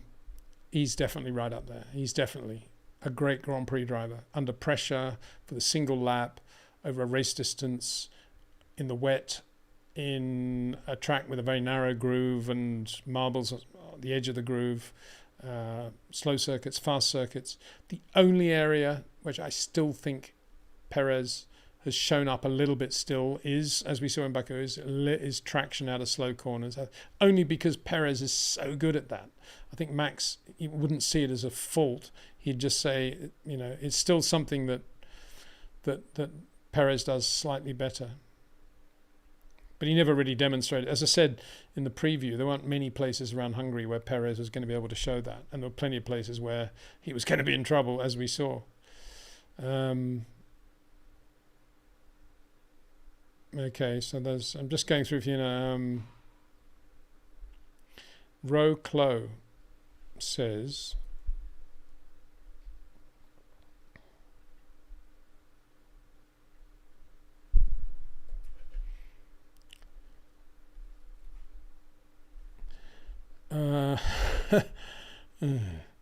well, such a shame. Some people in Mexico think Checo's car is sabotaged. Well, we've seen this over the years, haven't we? It happened with Nigel and Nelson. All the Brazilians thought that Williams were giving Nigel better engines or whatever. It's all rubbish, isn't it? But you make a good point. You go to Mexico, Max Verstappen, you might want to have a couple of serious violin case carriers with you. Wow. Sofia de Salvo. Hi, Dex. Dex has just come in to see what's going on. He's getting a bit bored, I think. It's about this time I usually take him out for a preamble around the area. Will Norris end up like New Zealand driver Amon? Christopher Arthur Amon. Famous for once, famous for having a basset hound called Rupert and going away for a week or 10 days and coming home to his partner Tish, pronounced Tush in New Zealand, and ringing the doorbell because typical Chris had lost his door keys or whatever, and Tish opens the door and Rupert's there, and the first thing he says is, "Hello, Rupert." And Tish loved to tell that story. Anyway, Chris, wonderful guy, amazingly fast driver. What you mean is never won a Grand Prix. Well, don't forget, Chris won some serious non-championship Formula One races and the 69 Tasman Series. He won the 71 Argentine Grand Prix. He won the Daily Express Trophy 1970. And And he should have won at least 10 Grand Prix. I mean, these days it just doesn't happen. But I mean, he'd be leading the 68 Canadian Grand Prix at Saint-Gervais by 8 seconds, and the fuel pressure would go, or the fuel injection, a fuel injector on the V12 Ferrari would fail. Those things don't seem to happen anymore. So in today's world, Chris would have won 12 Grand Prix by now. But interesting you make that comparison, because I think they are quite similar actually as drivers. Chris wasn't the shortest of corner drivers I ever saw, and he had a beautiful touch, and he was always quick, and he was very uncomplicated in the way he thought about his racing and went about it. Lovely guy. So yeah, very good comparison. Thank you for that.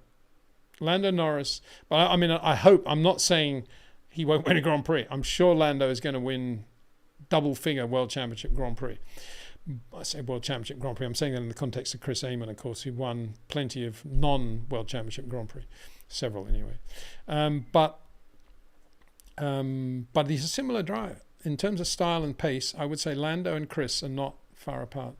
He's that good. Lando's that good.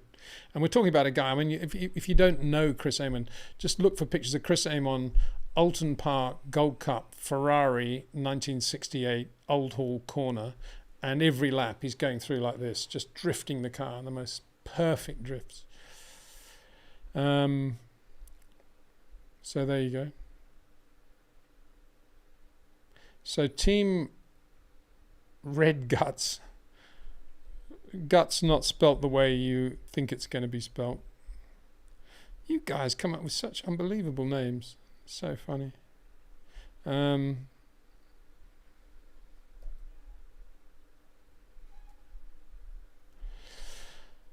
Says, I was surprised they got rid of Key too, but Brown is a pretty savage person.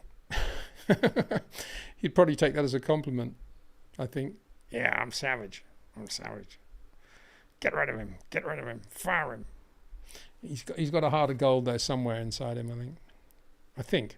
I mean, he's always in such a rush, Zach. It's quite funny when you text him. If you send a text that's more than 4 words, he won't read it. But if it's 2 words, he might read it and reply. And then he will reply quite quickly as well. It's quite funny. He's a good guy, I think, Zach. Well, I say good guy. So, Alpine look in bad situations, says, ooh. Yeah, they do. I mean, they've had their moments so far, and my heart bleeds for them in many ways, only because, as I've said several times, I've been around since, the first Renault Turbo raced at Silverstone, 1977. And I love that team. And I remember going over there for Competition Car magazine and doing a big article about Gordini and Renault and the history and the development. And I love all the people there and everything. And I still like it today. I know it's very political, but I think it's a cool team. There's a lot of good good guys there from the Benetton Tolman days still, if you think of people like Alan Permain. And I like Otmar too, whose son, Finn, is a very, very good golfer, currently on a scholarship in the United States. I hope Otmar doesn't mind my saying that. We'll watch out for his name. I think he's potentially going to be very, very successful. So they're saying, obviously, it's a double header, we have a better race at Spa, but given the fact that the Renault engine is not the quickest engine in Formula One, I don't think they should be feeling that confident that the next race is Spa, or happy that the next race is Spa. I think I might have just lost the last line of this, but anyway, see if it makes sense. Turbo 18C1. Even during the McLaren Hondas from the 80s and 90s, the only way Senna was being accused of better Honda engines was from a physical standpoint. Less blow by better cylinder pressure. Even then see if I've forgotten something, wasn't true, is the last bit. Quite sure I understand all that. Shall I read it again? Even during the McLaren Hondas, 80s and 90s, the only way Senna was being accused of better Honda engines was from a physical standpoint. Less blow by better cylinder pressure. Well, as far as I know, didn't they take it in turns as to who had the better Honda engine each time? There was no way the Honda engines were the same. Everyone was different. And they, because I know that because at Williams, Piquet had it in his contract that he always got the best Honda engine. So they run them on the dyno, whichever one was quicker, that would go to Piquet. So, and I think at McLaren, they decided to split that on a race by race between Prost and Senna. And what we do know is that Senna would spend hours with the Honda people, often in Japan, but at races as well, trying to see if there was any way he can get a little bit more out of the engine. And as I said the other day, if the limit was 11.3, Ayrton would want to know what would happen if he ran 11.3, 3:15. Would there be a little bit more there if he held it in gear for a little bit longer? And they were the details that he was always pushing. And I think it's pretty clear that he did push that car to a higher limit than Alain Prost, who deliberately, like most drivers, came away from the limit just to make sure he had the reliability. Nigel Mansell and Carlos often used to come out of the throttle on the straight just so they weren't always caning the engine. Sabotage Perez. Hi Peter, this is Chunk. Why was Oscar so much slower than Norris on the hards, and why did that pace deficit continue with the second medium stint? Okay, well, another viewer has said floor damage, but let's just see. McLaren have finally sent through something. Let's see what they say, what Oscar says anyway. P5, some positives to take from this race. I think the big takeaway for me was working on tyre management. I struggled quite a lot in the second and third stints following some floor damage. So yeah, a lot to learn from that one, but still end up with P5 with the challenges I had, a good result. Obviously a great day for the team again, everyone at track and back at the factory. We've made some decent steps forward in the last few races. The conditions this weekend have been a good test for us. To still be up there is a big confidence boost, and we can look to take that momentum to Spa. Yeah, so floor damage, that's why it got worse, I guess. And but lots of serious floor damage in 2 days, that's not good, is it? But then he is a rookie. And, I suppose we can excuse that. So here we go. This is one of these hypothetical questions that politicians, whenever they're asked these questions, they don't like answering, say, oh, but that's hypothetical. I can't answer that. Hypothetical. But I think hypothetical questions are good fun. Isn't that what we want to do down at the Squirrel and Nut pub? Hypothetical questions. It's what life and motor racing is all about. Caroline, if Max, Oscar, and Fernando were driving the same car, the current Red Bull, who do you think will finish first? Well, obviously Max, because he knows the car, he knows the team, knows exactly what to do, and you can't just, it's hypothetical. You can't just drop them in and expect them all to have the same OR. Are you saying let's pretend that Max has a year testing the Red Bull at, I don't know, Silverstone. All three of them have a Red Bull for a year at Silverstone. They test it with Adrian Newey. They all know the car as well as one another, and they all know Adrian as well as they all know. Who would then be quickest on one set of soft tyres around Silverstone in a perfect weather condition day? Max, Oscar, or Fernando? I would say Max. I think Oscar, we don't know how quick Oscar is. I think, as I said earlier, I think it sent a bit of a tingle down my spine when Oscar was up there at the start of the race and driving that well, that audaciously as well. I think that was the start of something very, very special. And who knows how far he can go and how quick he is, but he obviously is very quick, very, very quick. Fernando, as I said, I don't think he's the greatest of single lap drivers anyway. I think if you gave a Red Bull RB19, RB19B to those three drivers with a broken front wing end plate and a collapsed right rear shock absorber and told them to do one lap on a set of soft tyres, who would be quickest? I think it would be Fernando. So whoever that other viewer was, hope you understand that one. They're saying that so far as Checo's sabotage goes, they're putting cheaper parts and heavier parts on Checo's car. I'm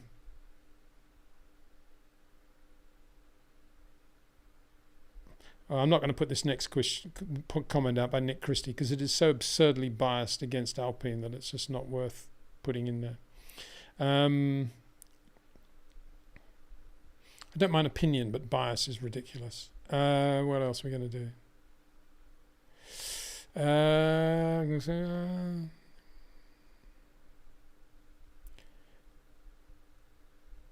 cost cap, cheats, Red Bull, yeah, right. There seems to be a lot of talk at the moment about this year's financial regulations, results. Has anybody been overspending this year? You know me, I'm completely ambivalent about this whole cost cap thing. I never liked it in the first place, and I'm not a fan, and I tend not to get too involved with it. And but today there was a long screed from the FIA about how there's no deadline on when the results should be out because there should be no pressure on something like an audit of this type, and which is logical to me. Have people been out there putting pressure, saying, we want to know? Why? Just wait till it comes out. Right. Okay, here's a good question. I think it's a good question, kind of. Well, they're all good questions in a way, but I don't want to be too critical. But when people are very, just say rude things about people, I'm not into it.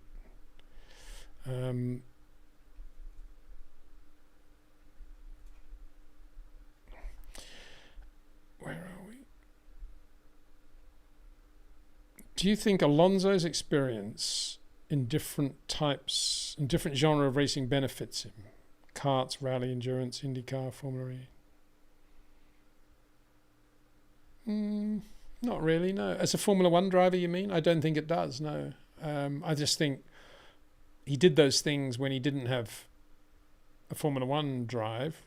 He wasn't happy with his Formula One situation, so he was doing other stuff.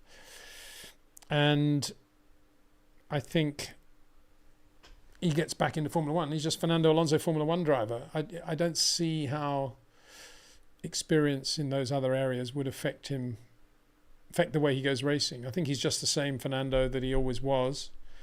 And he's all the attributes that I've talked about earlier. And some of the, lesser attributes. But again, that's not a negative thing. It's just describing the way he is.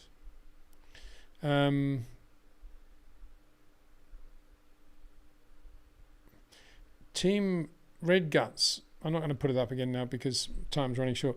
I can't imagine Albon returning to Red Bull, the team that canned him. Really?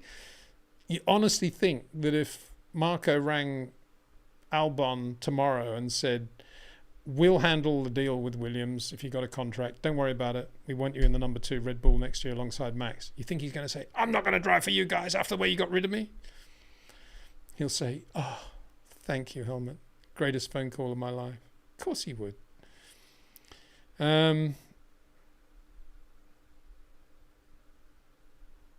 So, okay, and they're talking about what they think about this through corner balance.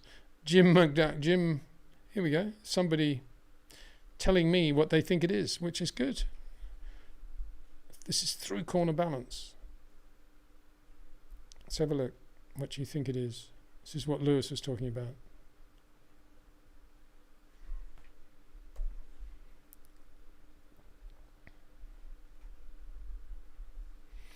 I think it's combined corner entry, mid-corner, and corner exit. Yeah, but isn't that what they mean when they say balance? That's my point. What's the difference between through corner balance and balance?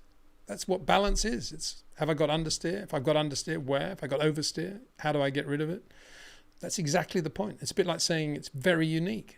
It can't be very unique. It's just unique. Can't have through corner balance, because that's what balance is. It's the balance through the corner. That's exactly my point. It's just like another word that's been invented to make it sound super technical. To me, anyway. I just don't understand what else it could, if it's not that, what is it?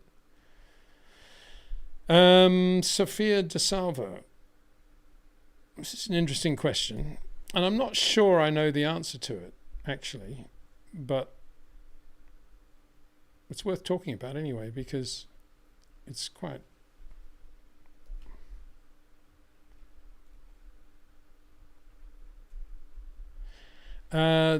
do Ferrari still get 50 million up front each year because of their history in the championship?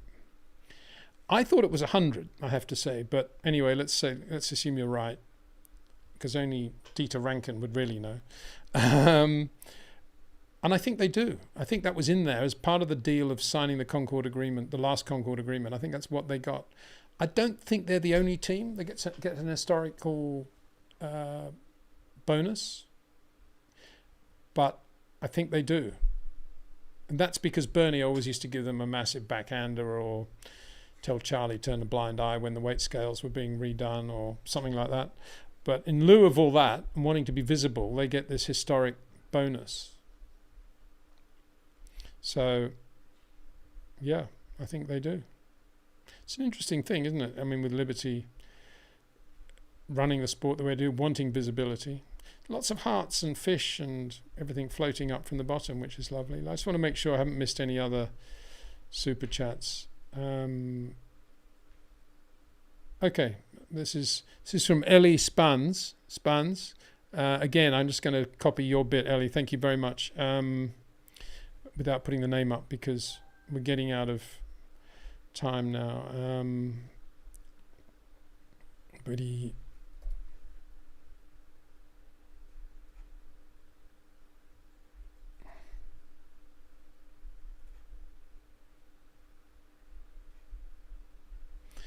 Perfect pronunciation. Well, that's good to know of your name. Works both ways. Lewis might extend his career too long. That's detrimental. Okay, so what you're saying is we need to see the heritage of the drivers and whether they go off the boil, a bit like, I don't know, Jody Scheckter did in 80 rather, after winning the 79 championship. And Nico didn't allow himself to go off the boil by just retiring. Or Graham Hill extended his career too long, didn't he? Lewis might, as did Rubens and Massa, really. Lewis might extend his career too long. That's detrimental. Interested in Oscar, he might be able to race Max. Yeah, the more I see Oscar Piastri, the more I listen to his laconic, relaxed approach as well, and nothing awes him. The more I think, yeah, this guy is seriously good. So Daniel Brazil, I don't know whether Daniel Brazil is in Brazil or whether that's your very nice name. Let me have a look at it's another super chat, thank you. Says,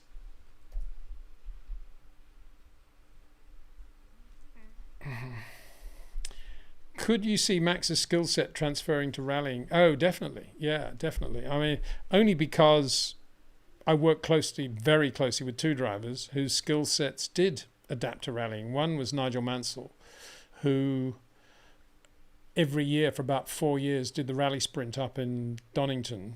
It was a TV event, really, but there was a crowd there. And part of the rally sprint was to get into a rally car and do a special stage through the forest. And there were guys like Tony Pond and Russell Brooks there. And every year, Nigel would not only be the best of the racing drivers, but also very near the rally drivers, very near. And the other driver was Carlos Reutemann, who finished third on the Rally Côte d'Azur in a professional round of the World Rally Championship in a Peugeot, and was very good in rallies in his early days in Argentina as well. Jim Clark was a good rally driver, as we know from the 66 RAC rally when he was very quick before he hit a rock. Graham Hill was good. Sterling Moss was outstanding as well. Vic Elford, one of the great Grand Prix drivers, in my opinion, fourth in his first Grand Prix in the wet at 68 French Grand Prix in a Cooper BRM that he'd never tested before. And that year he'd also won the Monte Carlo Rally in a 911. If you've got that touch and that feel, you can drive anything on wheels, really. They'd be good, Paris-Dakar drivers. So, yeah, Max could do that. He would need to apply himself, and he would need to be as professional as he is in Formula One, which he may never do because he's putting so much into this Formula One part of his career, but he definitely would have had the skill set to do it. And I've always felt, by contrast, I've always felt that Sebastian Loeb would have been a very, very good racing driver had he, A, been given the opportunity by race teams to do a proper amount of testing and developing his skills, or B, spent the time anyway from what he was doing. I've always felt that. I think it's a great shame that Le Mans didn't let him race when he was ready for it. And I think he could have made it in Formula One. I've always felt there's more of an overlap between rallying and Formula One than there is between bikes and Formula One. And for the simple reason, I know John Surtees and Damon Hill give the lie to that, but I think they were just very talented racing drivers. He could also race bikes, if you see what I mean. I don't think it necessarily means that great bike racers could be great Grand Prix drivers necessarily. And I think it comes down to the old LJK Setright thing, great British journalist, who said, a Grand Prix car can be driven at any number of angles and in any number of dynamic stages within the friction circle, whereas a motorbike basically corners at 45 degrees. You can, of course, it's more than 45 now. You can lean it over more, but whatever it is, there's a certain limit to what you can do on a bike. You can get the back end out a bit, you can do this, but you can't do what Max Verstappen does and create short corners on a bike. All you can do is just be, braver, lean the bike more, rub your knee on the road a bit more, all those things, but there's still a physical limit, which is the angle of the bike on the road. And that's why rallying is nearer to, in my view, nearer to Grand Prix racing than bikes. And that's why I think Max could do it.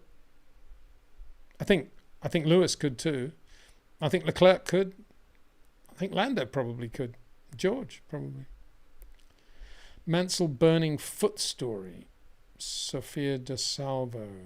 Burning foot. I can think of a million other things with Nigel. I mean, he had plenty of burning feet. Let me think.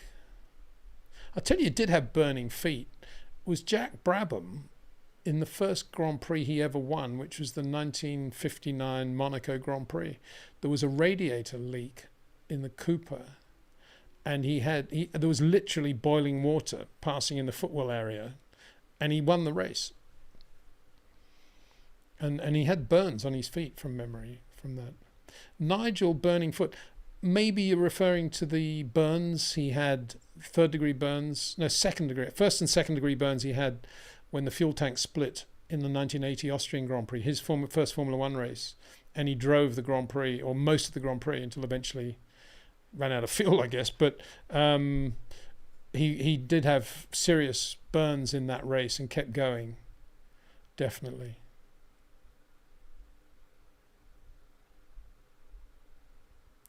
We've kind of covered this, but for those that are late starters, because you've been busy watching the British Open, we'll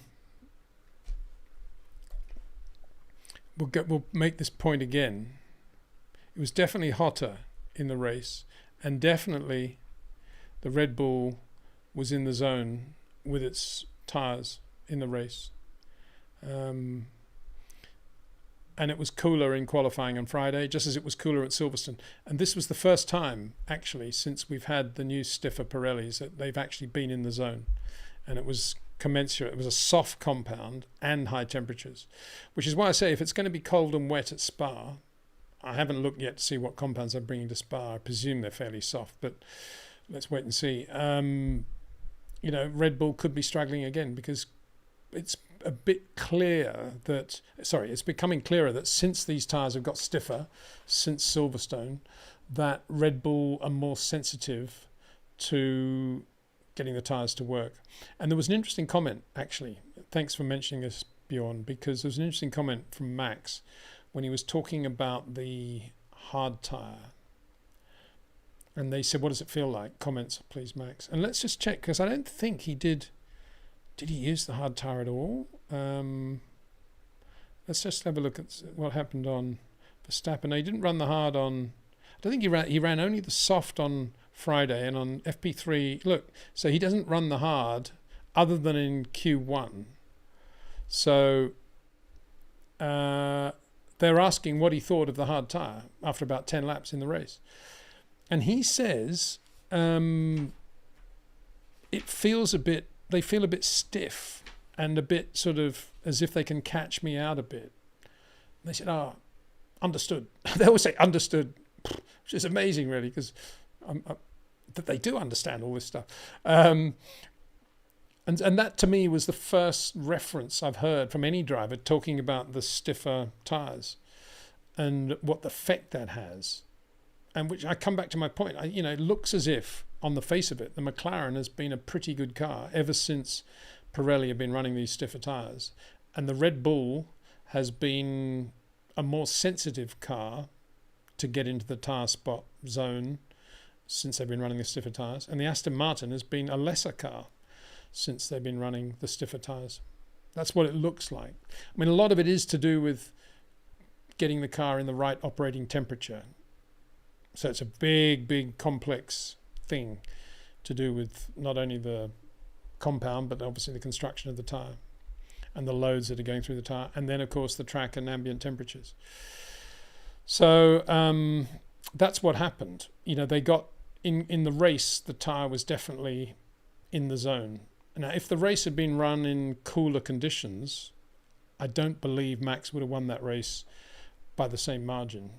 In fact, he might not even have won the race at all. Lando might have got him, but to me, that was the tyre absolutely in the zone on the Red Bull in the ambience we had today, which was 30-degree ambient, 50-degree track, and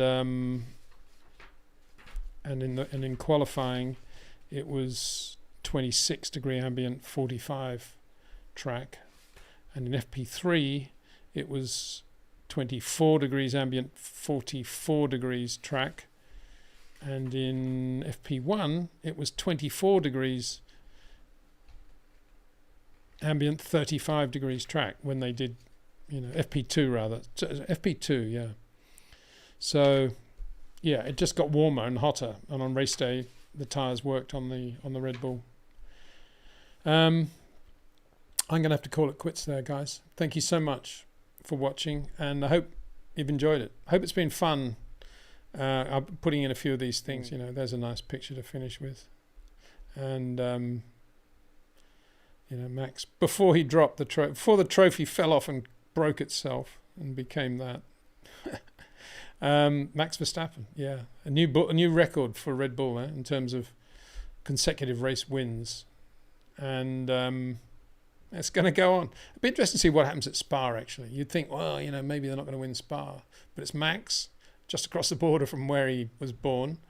Be a lot of supporters there. And you don't necessarily have to be mega quick at Spa to win at Spa. Sector 2, and the Red Bull will be brilliant in Sector 2 for sure. Then there's the whole Eau Rouge thing. We'll see what happens there. And let's hope there are no incidents at all. And it's a nice, clean weekend for everyone. So thank you for watching, thank you for your input, thank you to Jetcraft, thank you to Pitbox.io. You can read about them in the description below this video. Thanks for being part of this live stream. I think it's going well, and I think we'll keep this going after every Sunday night. It's good fun, and I'll be back again on Thursday with a video. No, on Friday actually. A video on Friday after first practice at Spa, Saturday, and then we'll do another live stream on the Sunday night. So thank you very much. See you then. Oh, go back to my other thing and do that cool ending again. Here we go. Where are we? I'll do it again. So thank you very much. See you again.